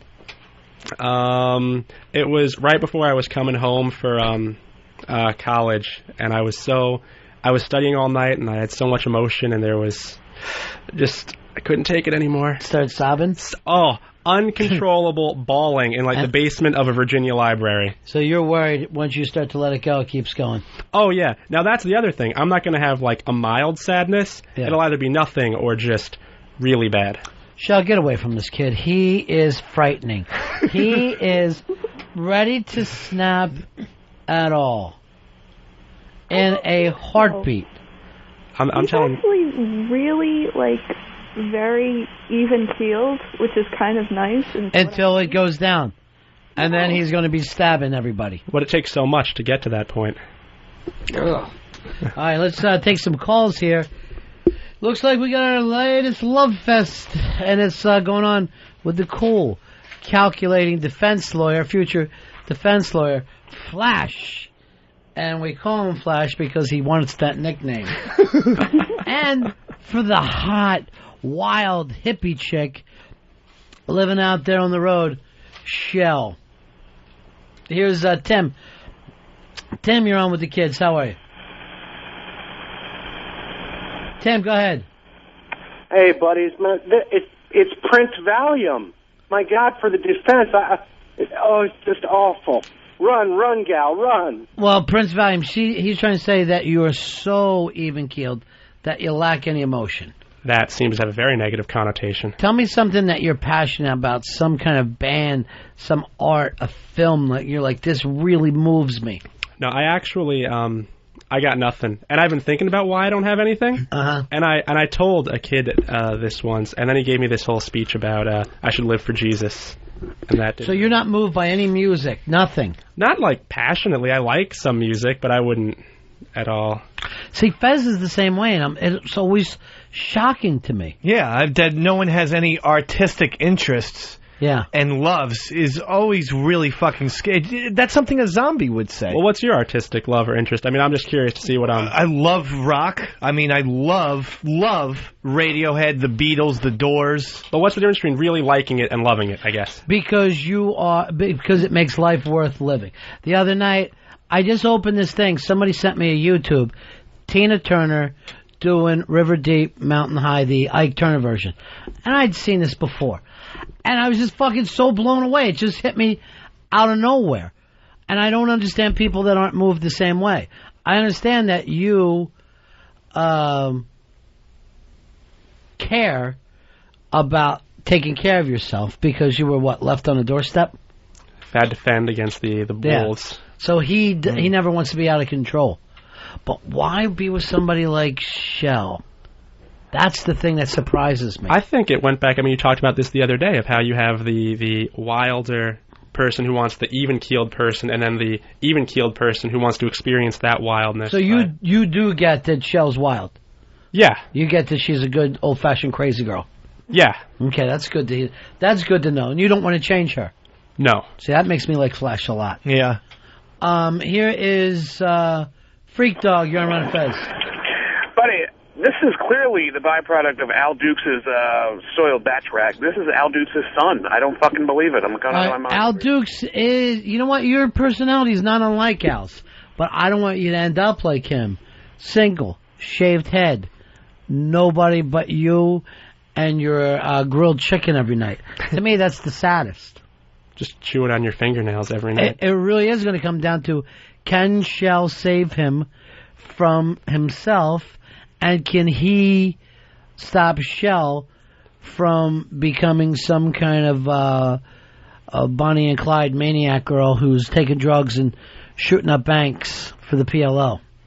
I think maybe Shell should drop some acid in one of, Flash's Gatorade bottles. Would you be willing to do acid, Flash? I don't think that's really the direction I want to take this. Well, he's very, anti-drug. That's why you have to spike it. Shell. Dose the motherfucker. Don't tell him. Do like I do with my grandparents. Dose them. See what happens. Or I'm more curious to see him on weed. All right. Or in the middle of the night. You night. never smoke pot? Not really, no. Hash? What do you mean not really? Yeah, there's no not You really. either did it or you didn't? No. Okay. Opium? No. Here's Patrick. You're on Ron and Fez. Yeah, man, I thought this guy was Al Dukes reincarnated. If he starts buying friggin' a pinball machine for Opie, you know it's over. You really do have an Al Dukes thing going on. Thank you. Yeah. I think that's a compliment. He did a lot for the show and radio in general. I'll say to both. No. Are you running for office? Yeah. What are you know what's these really weird... funny about Flash? Because of his personality, I can't even imagine that he would like us. I think that from what I know of him, he would just go, well, this show is nonsense, and turn it off. I can't imagine you listening on your own. Oh, all the time. Really? Especially before I worked here, all the time. Yeah. And then after you met us, now I get it. It's not all that fun. I saw the smoke and mirrors. Yeah, and that's all it is, brother. Here's Jeremy. Jeremy, you're on Ron and Fez. Hey, buddies. I'm a little off topic, I guess, now, but I had a question for Lily.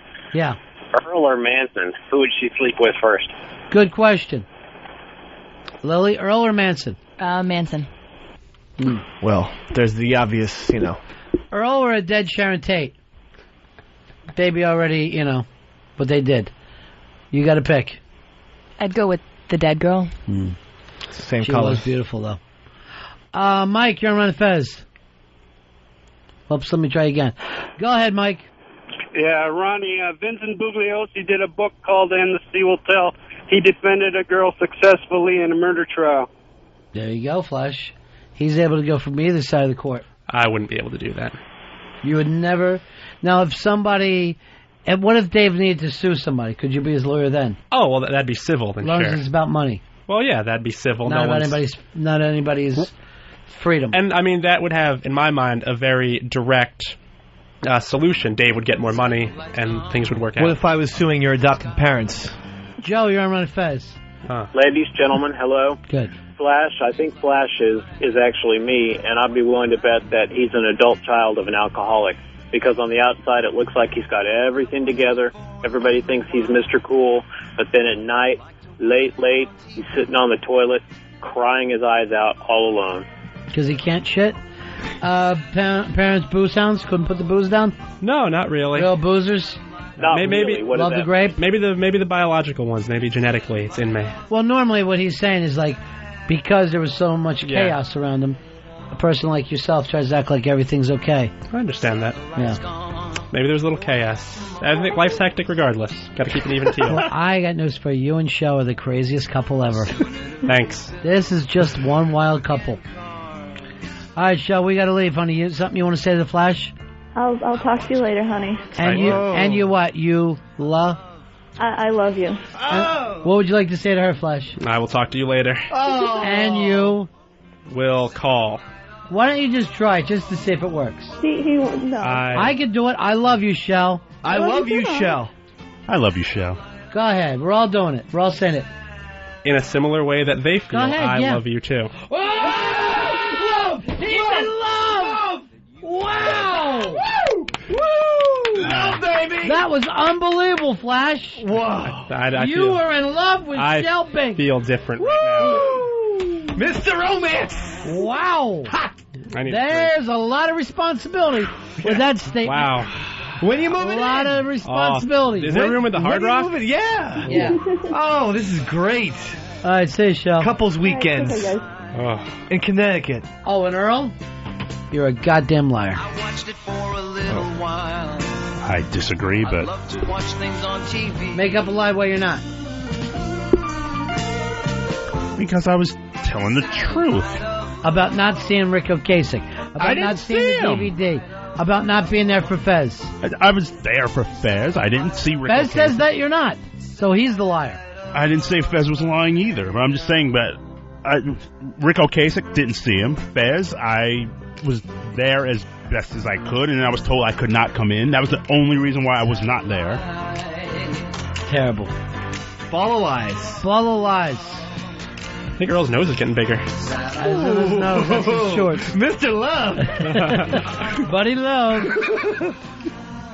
Summer of Love. Summer of Love, 67. Wow. This is 30 years post Summer of Love. Absolutely. Yeah. Earl, I want to say something good about you today, too. Something that you've done well, and something I want every listener to appreciate. Earl. Go to sleep, you little babe. That's the edge of my Wrong one.